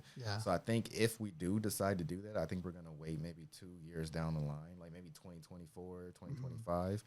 You know, then we might enter if they're still going through this, because at that point, all the resources are going to be so devastated and so many deaths, and they're going to be at the point where they're like, it's not going to take much to knock them out. Yeah, because I can definitely see them also thinking like, if we jump in now, what we're seeing here will be 10 times worse, you know, and this is already bad. But if we jump in and we escalate this into a war between NATO and Russia, and who knows, China, like what they're going to do, we're going to see 10, maybe even more, 20 times worse this situation. So I definitely think that is in consideration on why we're not doing it, as sucky as that is, because here you have this Ukraine who is Western leaning. They want to join NATO, like right next to Russia. That's great news for us, right?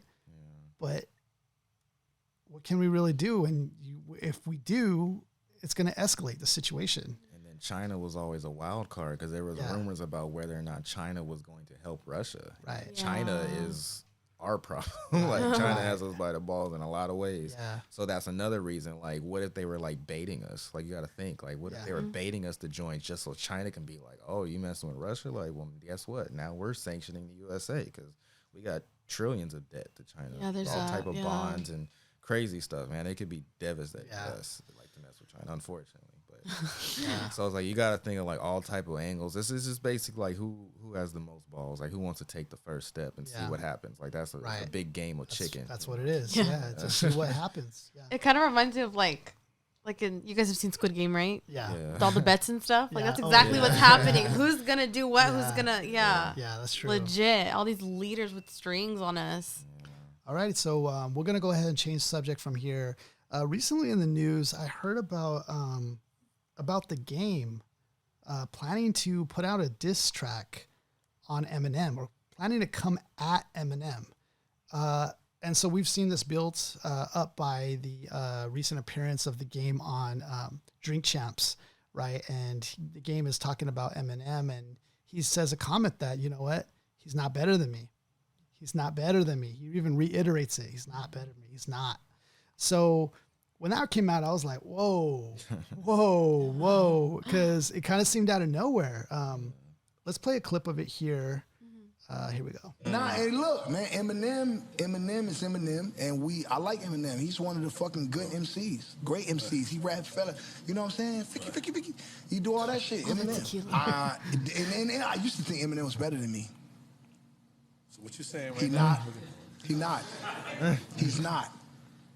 Challenge it. Okay, now he wasn't that drunk here either, huh? This was like the beginning. This was early on. He didn't drink the whole bottle yet or do anything like that. He was still. It was still early, so he wasn't like he was just drunk out of his mind, right? So this was early enough. You don't want to go versus against. Yes, I do. What do you mean? Whoa! Look at the arrogance of that. Yes, I do. I like it though. I like the way it comes off. It comes off very confident. And, you know, historically in the past, we've seen clips of him saying, you know, I'm not touching the white boy. Like, I'm not going to go after him, or I'm not touching him. I don't want to mention him. To, oh, yes, I do. I like that confidence. Yeah, I do. The fuck you mean? So what you trying to say? Hey, let's just say what you're trying to say. You trying to say that I don't want to head or fade with the white man? No, I just want to stay on the drama. That's all. Nori is so dope because he's like, nah, So why do you guys think that? Well, first of all, let me explain the story here. So according to WAC 100, They said that the game is ready to come out at Eminem and has a diss track prepared for him titled Black Slim Shady. Man, the title already sounds good. Despite previous claims that the game would be hanging it up after his last album, Born to Rap, he is coming back in full force. And so they even said that his album that he's working on might even be potentially album of the year. Like it's that kind of material. And the album would have, and the album would be the game's 10th studio album. He even had Ye on his latest track, Easy, which further built the anticipation surrounding the project. And now the game looks to be coming after everyone, including Eminem, and his diss track titled Black Slim Shady is said to have multiple lines that will be coming out at the Detroit Artist. I like the showdown because I feel like out of all artists Slim Shady has came up against, no one's been as strong as the game. And the game's had his own beef he's dealt with. So I like this. I like this competition. I don't know if it could get really messy though, because Eminem takes shit personal sometimes. So does the game. So I don't know where that could lead to. Why do you guys think the game's coming at Eminem? I think it's a mixture of two things. Because, I mean, him and M have history from when he first got to Aftermath. So, like, they know each other. They have a relationship, you know. So I'm saying I think it's going to be mostly friendly fire. I mean, it could get a little nasty just because it's hip-hop and it's get competitive. But I don't think it's going to be vicious. Because, I mean, game's known for viciousness. Like, it's beefs that end up in people being shot. Like, it's not going to be that. But I think because I think he's going to basically challenge him because Game's actually one of my favorite artists. I think he's going to underrated. Yeah, but I think he's picking Eminem because Eminem's known as like this lyrical pinnacle of rap. Yeah, and it's like he's going to kill anybody. So I think he's going to go after him personally so people can respect his lyrical prowess a little more. So he's probably going to, you know, really give lines. Like he's going to actually dig, you know, into his bag and be like, I'm sending that to M. Because if you're going to go at him, you got to go hard. Yeah. So I think it's more so like of a friendly fire / marketing tactic. I can see that. Yeah. So, and then it's like, it's his 10th album. So, you know, it's big. Although I know when you throw like, even if the slightest little diss, it can turn into a wildfire. Yeah. You know, he should say one thing about his look or appearance and all of a sudden Eminem could be like, whoa. That kind of sounded personal now. Yeah. Like it can easily turn into something. And then on M's part, it's interesting because, like you said, M's never beefed with nobody like the game, and Game's like a whole other. Like he's not MGK. No, he's not like, MGK for sure. M's a blood. I mean, Game's a blood from Compton with real street ties, with real, you know, everything. So it's like I wonder like how he would play that. I mean, I'm sure he's not gonna be scared, but it's like okay, he's never went that far. Like he'll clown you about like something else or something like I dare you not to say something, but it's like what can you really say about the game that's gonna punch him? Like because he could potentially say stuff that really happened because you know he knew the game when he was on Aftermath, not even able to get his album out because he couldn't rap yet, like stuff like that. Like he could really hit him like where it hurts because he was there in the beginning. So I mean you don't really know where you can go with it. So I mean it could be interesting. I think I really leaning more towards friendly though, like not like super crazy. What do you think, Cynthia? You think he's gonna go harder on him? I don't know. I think I agree as far as like him being an underrated rapper. Like I think I mean, he has bars, but the way I see it too is like he's talking all this game, right? Like literally, like oh yeah, I'm gonna say all this shit. But I think I still see Eminem kind of like keeping it cool. Like all right, let's wait and see. Like I'm gonna stay quiet and hear what you gotta say, and then I'm gonna punch even harder. For sure, Eminem's working right now. Yeah. I know that much. Like, as soon as he heard anything related to, maybe even as soon as he heard this. Yeah, Eminem started writing because I already know he needs to start up. Because he lives for that shit. Yeah. Like, he came from that. Like, he was a battle rapper. So, if you say anything, like, he loves that shit. Yeah. He's going to go after it. Even what he said here on Drink Champs, like, it wasn't even that bad. It was still kind of a compliment to M. He was saying, Eminem is a great lyricist or great, he's good. It wasn't even really, and he said it wasn't personally towards Eminem. He was more towards anybody. Anybody can get it, you know what I mean? So it wasn't really just like at Eminem, but it kind of was, but it kind of wasn't. So I think it was, like you said, kind of like that friendly competition, Yeah, it's rap is supposed to be. Yeah. Bravado, all that. I like it. I'm definitely for it. I think it all kind of boiled up, though, my personal opinion, from the Super Bowl. Right, You felt think that? so too. I you think felt that? kind of sparked it. Yeah, that pettiness of like, oh, all you guys are at the Super Bowl, huh? No game? All right. Like, because the game's like truly from Compton, LA. Like, they pushed it as this LA thing. I didn't think of like Super Bowl, the game. I didn't think that at all. Yeah, my brother said something interesting too. He's like, if they said it this LA thing, how come Ice Cube wasn't Yeah, there? exactly. Like, how come all these LA people? I could see Ice Cube for sure because, that's like, NWA, but him and Dre don't. The game made a point because in the interview, he actually said, like, I understand. Like, he kind of felt slighted, but he understood because he's like, I'm not commercial enough. Because he was saying, like, Snoop is Snoop. Snoop's the most marketable rapper ever. Mary J. Blige, 50 has power. Dr. Dre's a billionaire. Like, all these guys have, like, some type of established, like, cred outside of, like, rap. You know what I mean? And Game doesn't. Like, Game's, like, hood rapper, I mean, no slight to him because he sold a lot of records, he's done a lot, but it's like when you think of Game, he's rough, you know what I mean? Like that's not something you're gonna put on the he's rough stage. around the edges, and and like Eminem, like all those artists were like superstars outside of just rap. Right. he's like hood rich. Yeah. Whereas all these other ones are like bougie rich. Yeah. And then his image is kind of bad right now. Like he has like a couple cases that are pending, and it's like just not a good look because he's still in the middle of fighting some girl about like a sexual misconduct thing, which is another reason why I think he's kind of doing this too, is because he needs a hit because like he got sued by a girl he did that reality show with, right? She actually has the rights to like his next couple albums. Oh, wow. So like all the money he's generating, like she gets like, I guess, creative rights or something like that. Like he got down bad. Yeah. So I think that's another reason why he's promoting it this bad because he needs a hit because he's not going to hit as much money from it. I need money now. Like you're right, promotion. Yeah, because he's got to. Who's not going to want to listen to this if you're talking about Eminem in it? Right. And then Eminem's going to fight back. So it's like, cause sometimes rappers do this and the rapper doesn't even fight back and then it ends up being a waste of time. So if you go at M, he's going to give you something back and it's going to be a back and forth. So it's a good tactic. Plus they know each other. Do you think 50 at all will jump in or will just Eminem take it from here? I think Eminem can take 50 it. might say stuff on Instagram.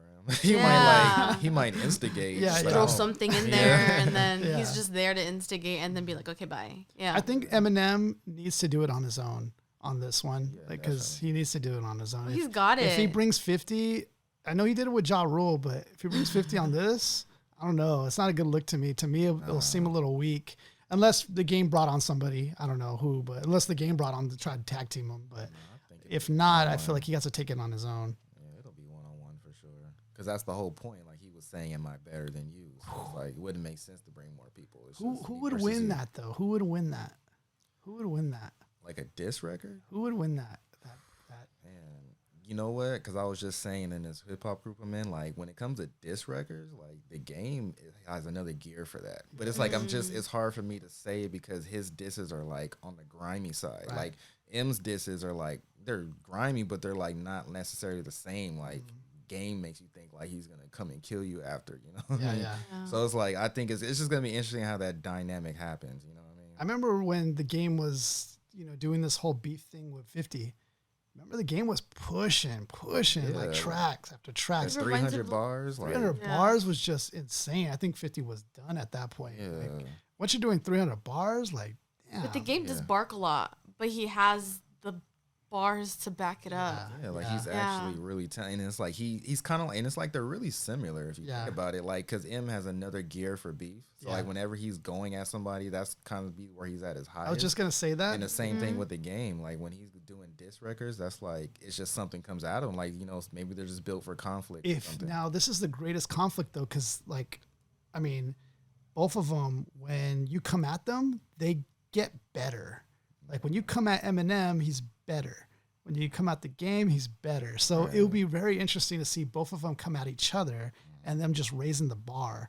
That will be some like sick content. That's what I'm saying. It's a really good matchup. I hope it doesn't get messy. That's the only thing. We've seen in hip hop before things got messy, but if it's about bars, which I think it could be, it's going to be some good content, I think. Right. And it's like M's not even really that guy to really get into street stuff. Yeah. I mean, he does have like connections with Trick, which is like the Detroit guy, you know what I mean, who does do that kind of stuff. But I don't think, because he's threatened on records before, like, don't maybe call Trick like that.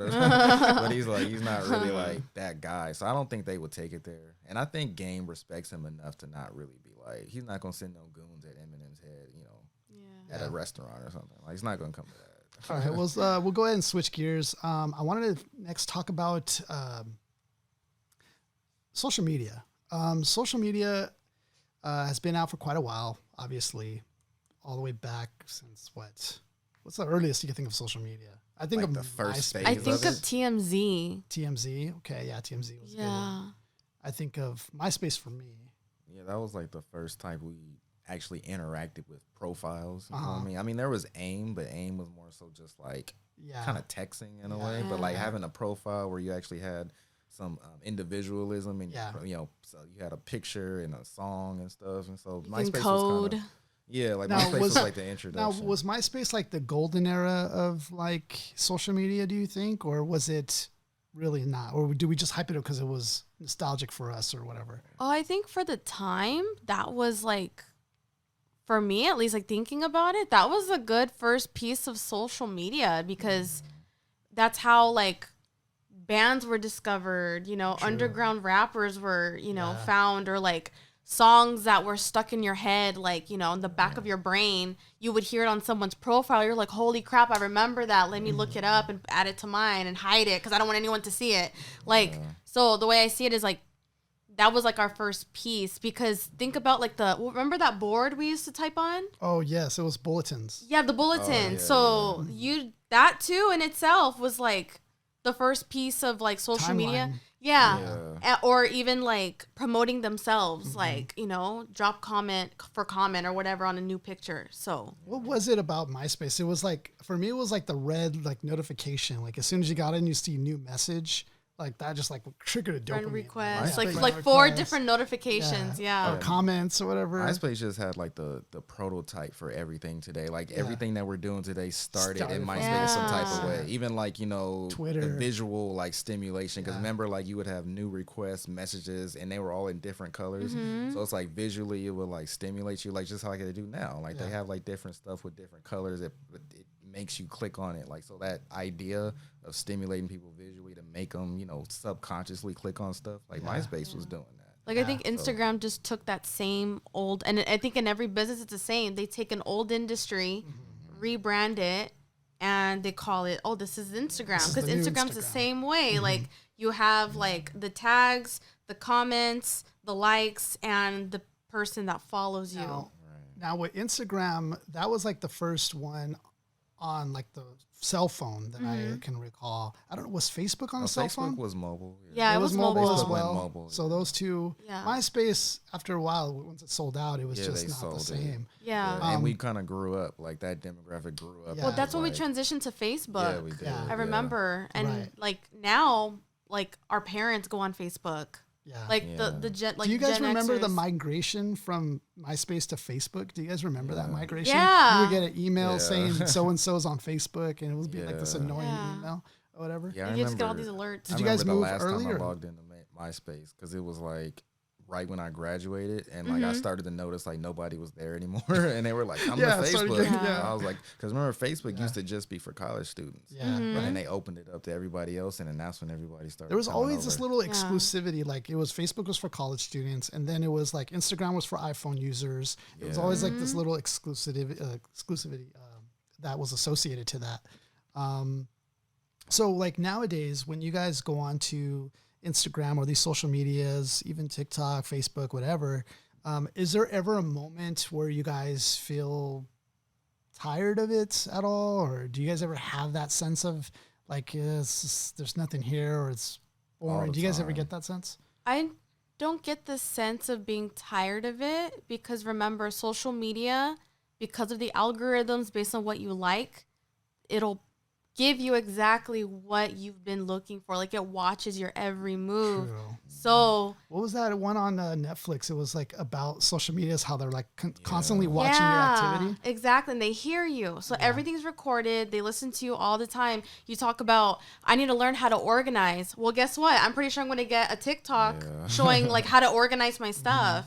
So I think I don't get tired of it. I just do my best with how can I utilize this to my advantage while I'm on it. Am I on there when I procrastinate or like, heck yeah. Okay. Yeah, but I don't tire of it. I'm like, how can I utilize this to my advantage? Do you guys feel like you're on it too much ever? Do you guys ever feel like, oh man, I spend like I have 100% that feeling, yeah. And then I mean, as far as like getting tired of it, like I'm kind of a mixture of both. Like I do that, like I try to like make sure I have it formatted to where it's like I feel like it's in my best interest. So like I can actually, they ask you like, are you interested in this or you're not interested? So if I start to see stuff that I think is harmful to me, like I'll actually say like, don't show me this, don't show me this.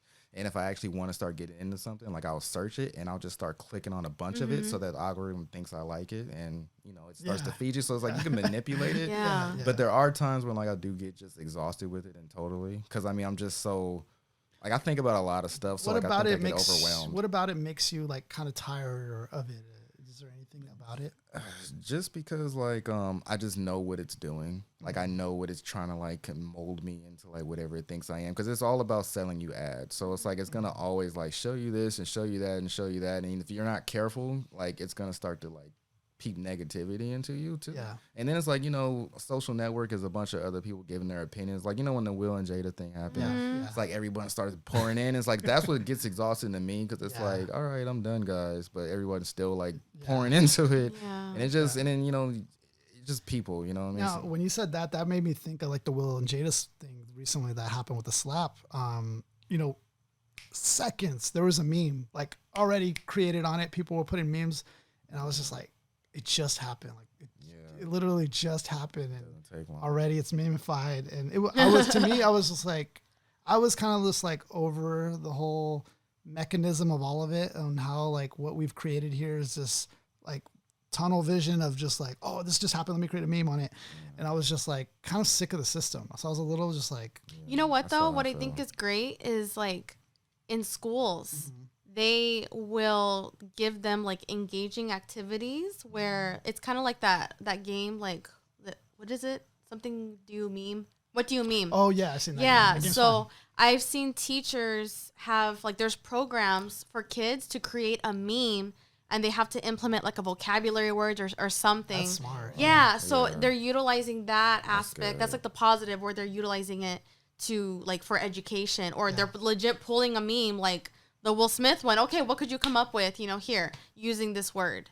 Yeah. So get kids involved and engaged, with something familiar. I think also what gets kind of tiring to me is like when I start to see a repeated, like this very shiny, always manicured influencer, it doesn't seem real to me. Yeah. So those are moments when I like, oh, is anything real anymore? Like, there's moments where I go through it and I'm like, who do I know who's on here anymore? It almost feels like everybody's just doing that, which is a great thing. Everybody's doing their life or whatever. But as far as like, whenever I do go on it, there are moments where I've had this time where I'm just looking through ads now, and I don't care for it. Like, I'm sorry. I get tired of like the recycled conversations, because I feel like, things happen, and I think like the algorithms and the hashtags, they make everybody like stick to like a certain conversation at a time, and nobody remembers that we already talked about this like 3 months ago. And it's always like a reason to it. Like they want to spread some type of awareness to get our minds on this and that. And then before you know it, like people are stuck in an echo chamber, and then you start to see people just regurgitate something that somebody Twitter else had said. that problem. Remember, Twitter had that problem. I had to basically saying this. I had to get off Twitter. Like Twitter's one of the ones I left alone. Like I used to love Twitter, but like I just got so exhausted. I'm like, you guys aren't even speaking your own mind anymore. Like I'm just reading something that like basically a robot saying. Everything's flagged now. So that's my thing with that. Well, they recently, I guess, launched in 2020 a new social media app called Be Real. Have you guys heard of that one? Okay, so it's Paris based, and since from January 1st to February, I want to say it had, let's see if I wrote it down. Yeah, so it had 4 million downloads from January 1st to February 2022. 30% of that came in February. And I think what's fascinating about this is it's based all around being real, like just how the app sounds, right? So when you post, so everybody's given like 2-minute window twice a day. And then within that 2 minutes, it's going to be random. You never know when the 2 minutes are going to come, but whenever it comes, you take a photo of yourself and you have 2 minutes to do it and you post it. And in order to see your friends post, you have to post those posts. You have to post 2 of them for that day.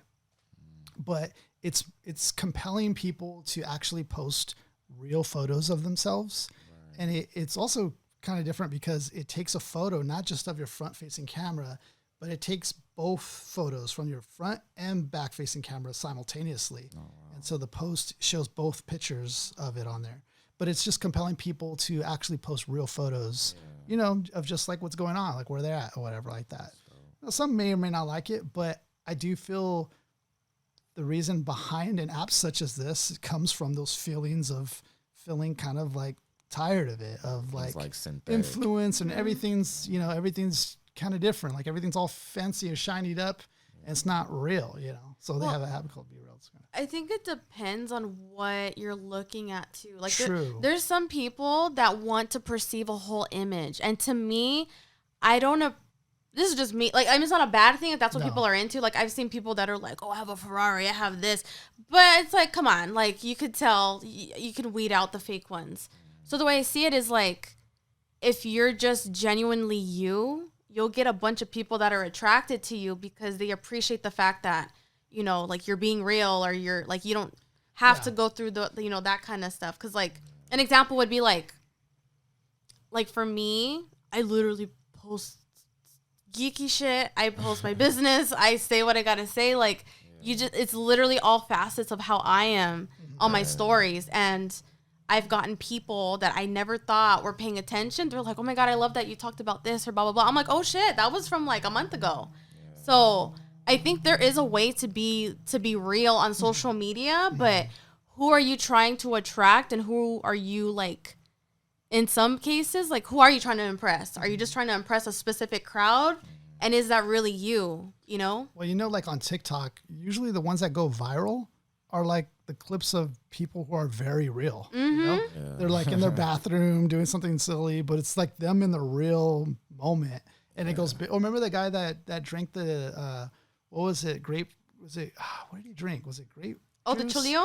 Yes. Oh, so real moment, just a real moment. Super viral. On the bike. Yeah. On that skateboard or whatever he was on. I remember when my dad was alive. Oh my God, my dad. I still have it in my archives. He would say the most racist, outlandish shit. He was just like old school Mexican.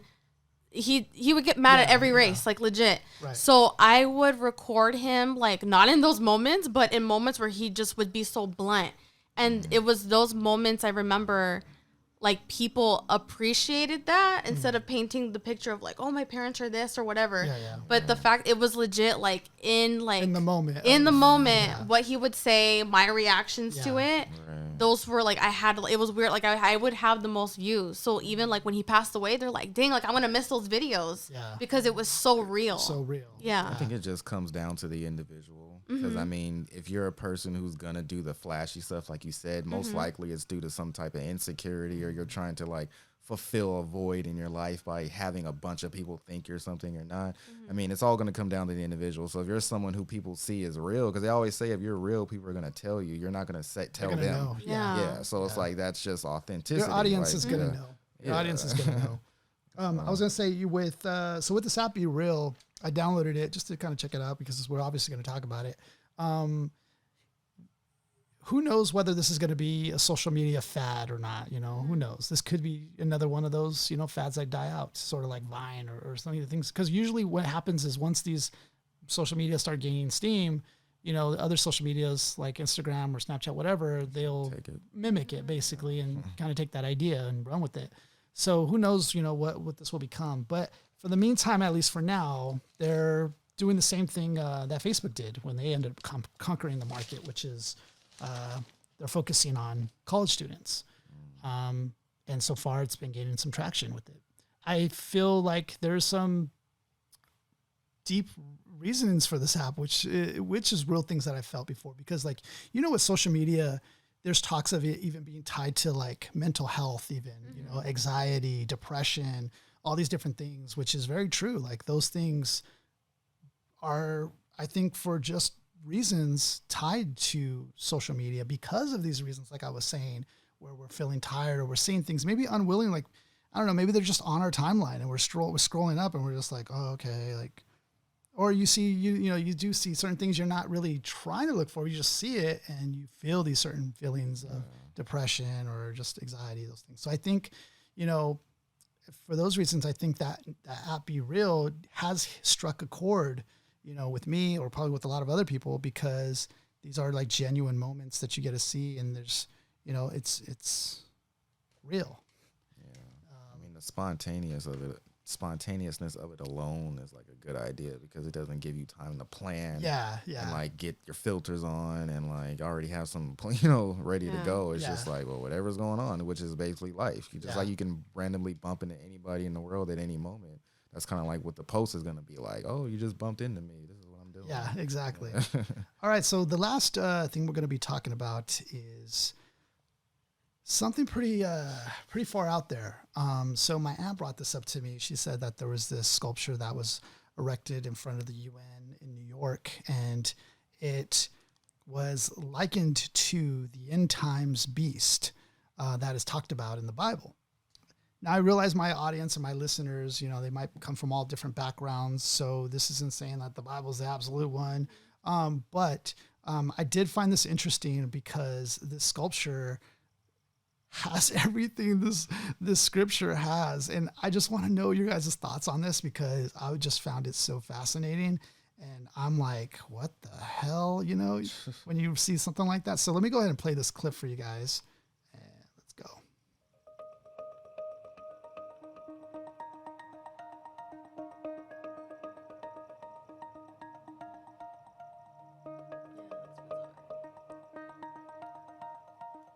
So it's a fusion of a jaguar and an eagle. By Oaxaca. Yes. Calling the statue a guardian for international peace and safety. Others are saying it resembles the beast from the books of Daniel and Revelation.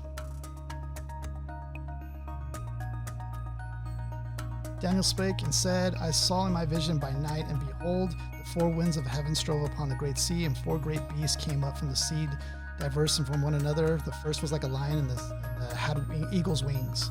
And the beast which I saw was like unto a leopard, and its feet were as the feet of a bear, and its mouth as the mouth of a lion. And the dragon gave him his power and his seat and great authority. Artists say the statue represents parts of Aztec army, jaguar and eagle warriors. Do you think it looks like the end times beast?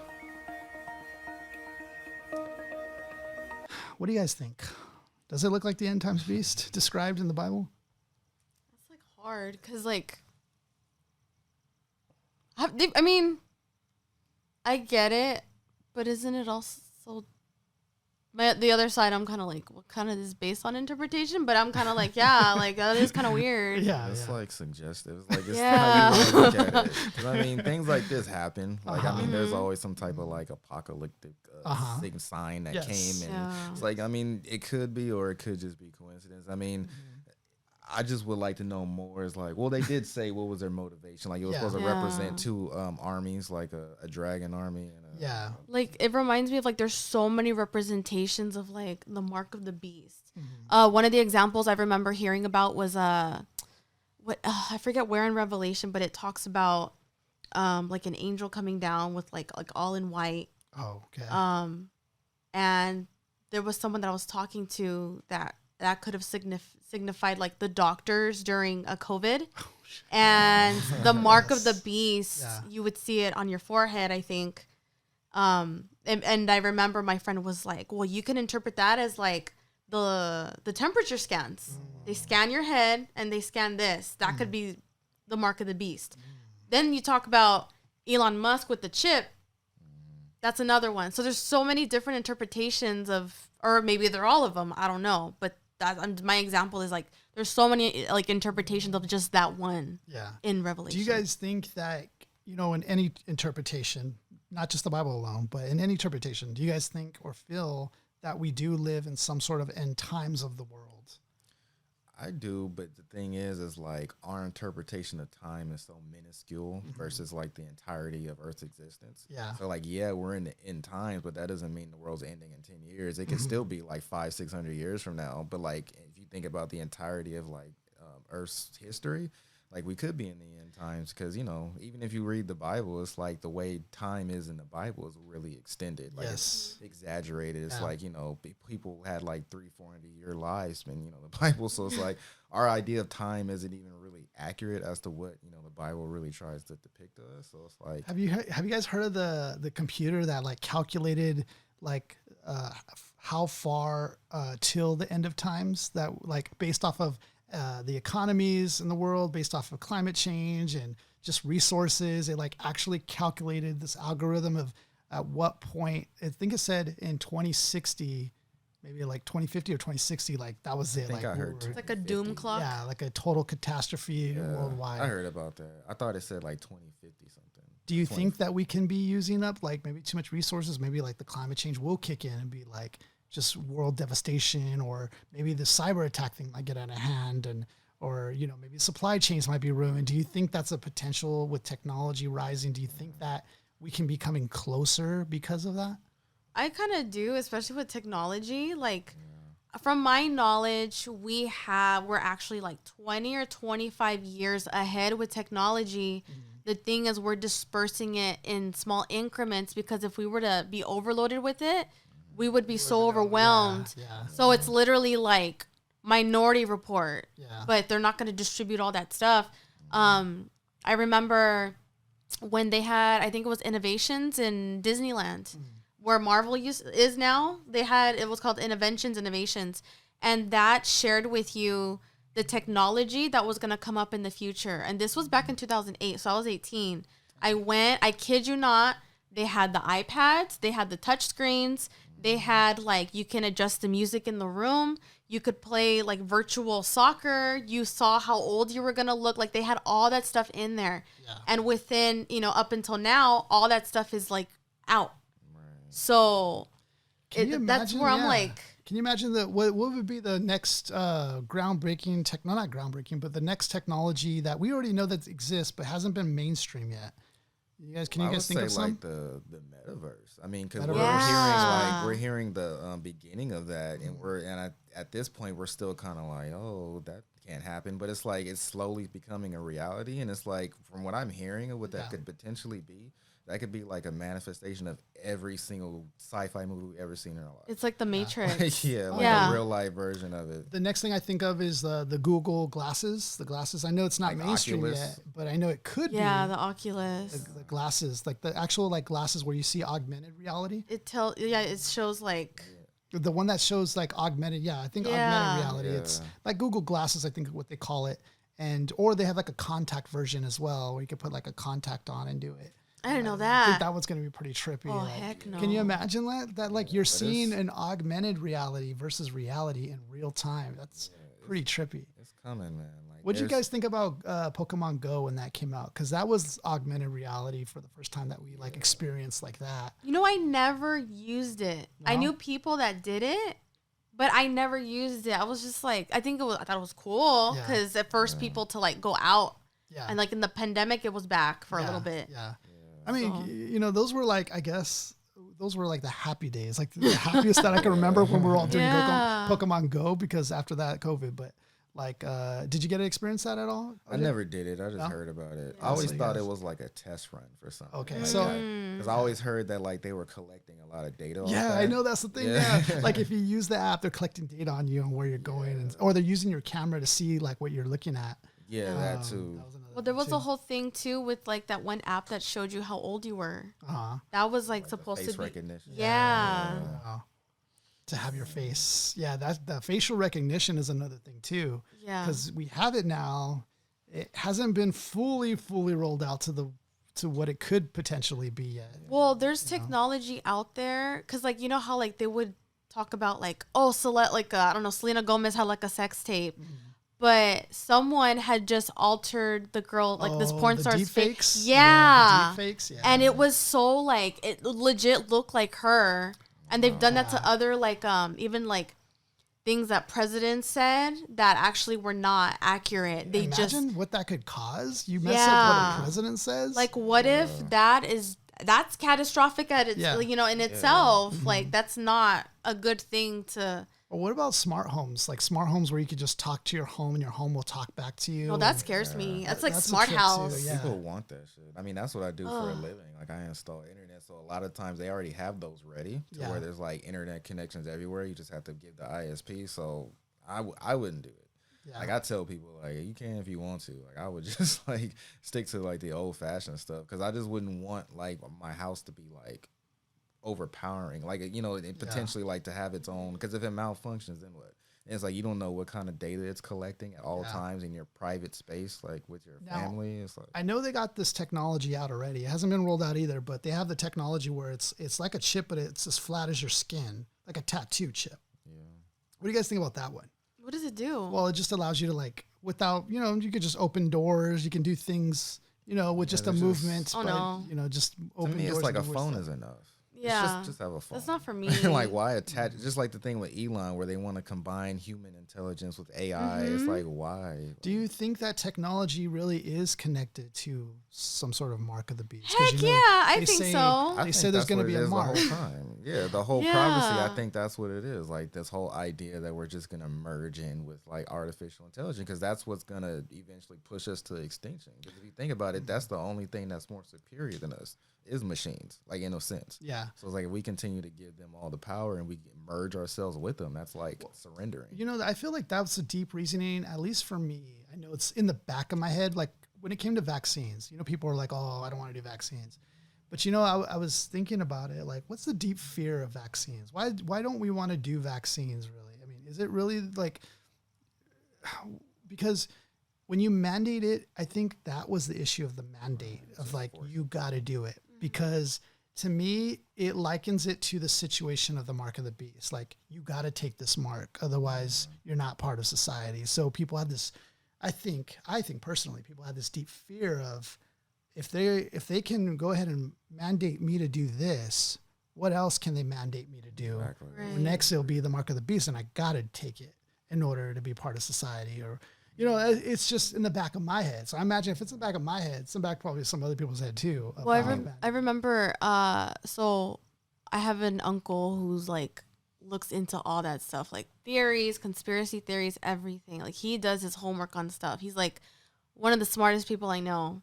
I remember him saying, whatever, it's going to be controversial, but I remember him mentioning that this whole thing with the vaccine is like a huge like testing ground to see, will people follow direction if we put something into action? Yeah. And I'm like, I believe it, because people were fearing, like, I'm going to lose my job. I'm going to do this. Yeah. And it kind of makes you wonder, like. Who said it? Snowden. Go ahead, go finish your thought. No worries. Like, how people, are people sheep? Like, are they really going to follow exactly what people, you know, what the government's telling them, you know, what to do? Snowden, he had said that this was like a blueprint to when this eventually does occur, they're going to look at this as a blueprint of how did it work here? Mm-hmm. Okay, what can we do now? Like, how can we enforce the mark, basically? Like, you know, so it's definitely there for whoever could potentially put this into place to look back and say, okay, let's look at COVID now. How did we get people to follow instructions and direction? How do we get people to stay at home and control them? I don't know. This is why I'm moving to Texas. We're definitely in the deep end now at this point. Yeah. But so like, you know, with this sculpture erecting, and the thing that's crazy about that, we saw that scripture I said the dragon will give its power or whatever. Like, originally this sculpture was erected in front of the Rockefeller Center. Anyways, in front of the Rockefeller Tower or whatever. And next to it was a dragon sculpture as well, this dragon sculpture. Now, the statue is removed. So if you try to look for it now, it's gone. They removed it because obviously there's some backlash, from people who was like, it just looks creepy. It doesn't look impressive. Like, it doesn't creepy. Even look like peace. It looks like a freaking demonic, beast. And I say that sensitively, actually. Let me kind of walk back because I don't want to offend people who, might be more familiar with this folk religion or whatever. But to me, I don't get the sense of peace and prosperity through this sculpture. But I do think the coincidence is pretty fascinating to have put up against this. Like, dang, in front of the UN building. I put it in front of any building, but when you put it in front of the UN building, that means something to me. They don't know about the scripture. How do you not know about the scripture? That's what I was thinking. They wouldn't do no homework on it. Yeah, you don't know about the end time revelation about your own organization. So yeah, I do find it fascinating. It has been removed, but it's interesting to take a look at because no one really mentions this. Nobody talks about this. But what if they do put it back or something? Pretty crazy, right? Yeah. So I want to thank you, Cynthia, for joining the show. Thank you, OJ, for joining me on this discussion on everything. I'm going to let you guys put in a plug before we leave. So, OJ, go ahead and plug anything you got going on. At the moment, I'm kind of on a hiatus anyway. Soon to come. I still want to get my podcast with Ali back, Juice Sports Talk. We were doing that for a while. So, just keep that name out there. We should be reopening that in the near future, hopefully. Just me and my homie from high school talking about sports. We actually wanted to open it up to other topics possibly, maybe not politics, but just like relationships or just, casual topics, stuff like that. So sick. All right. How can they find you?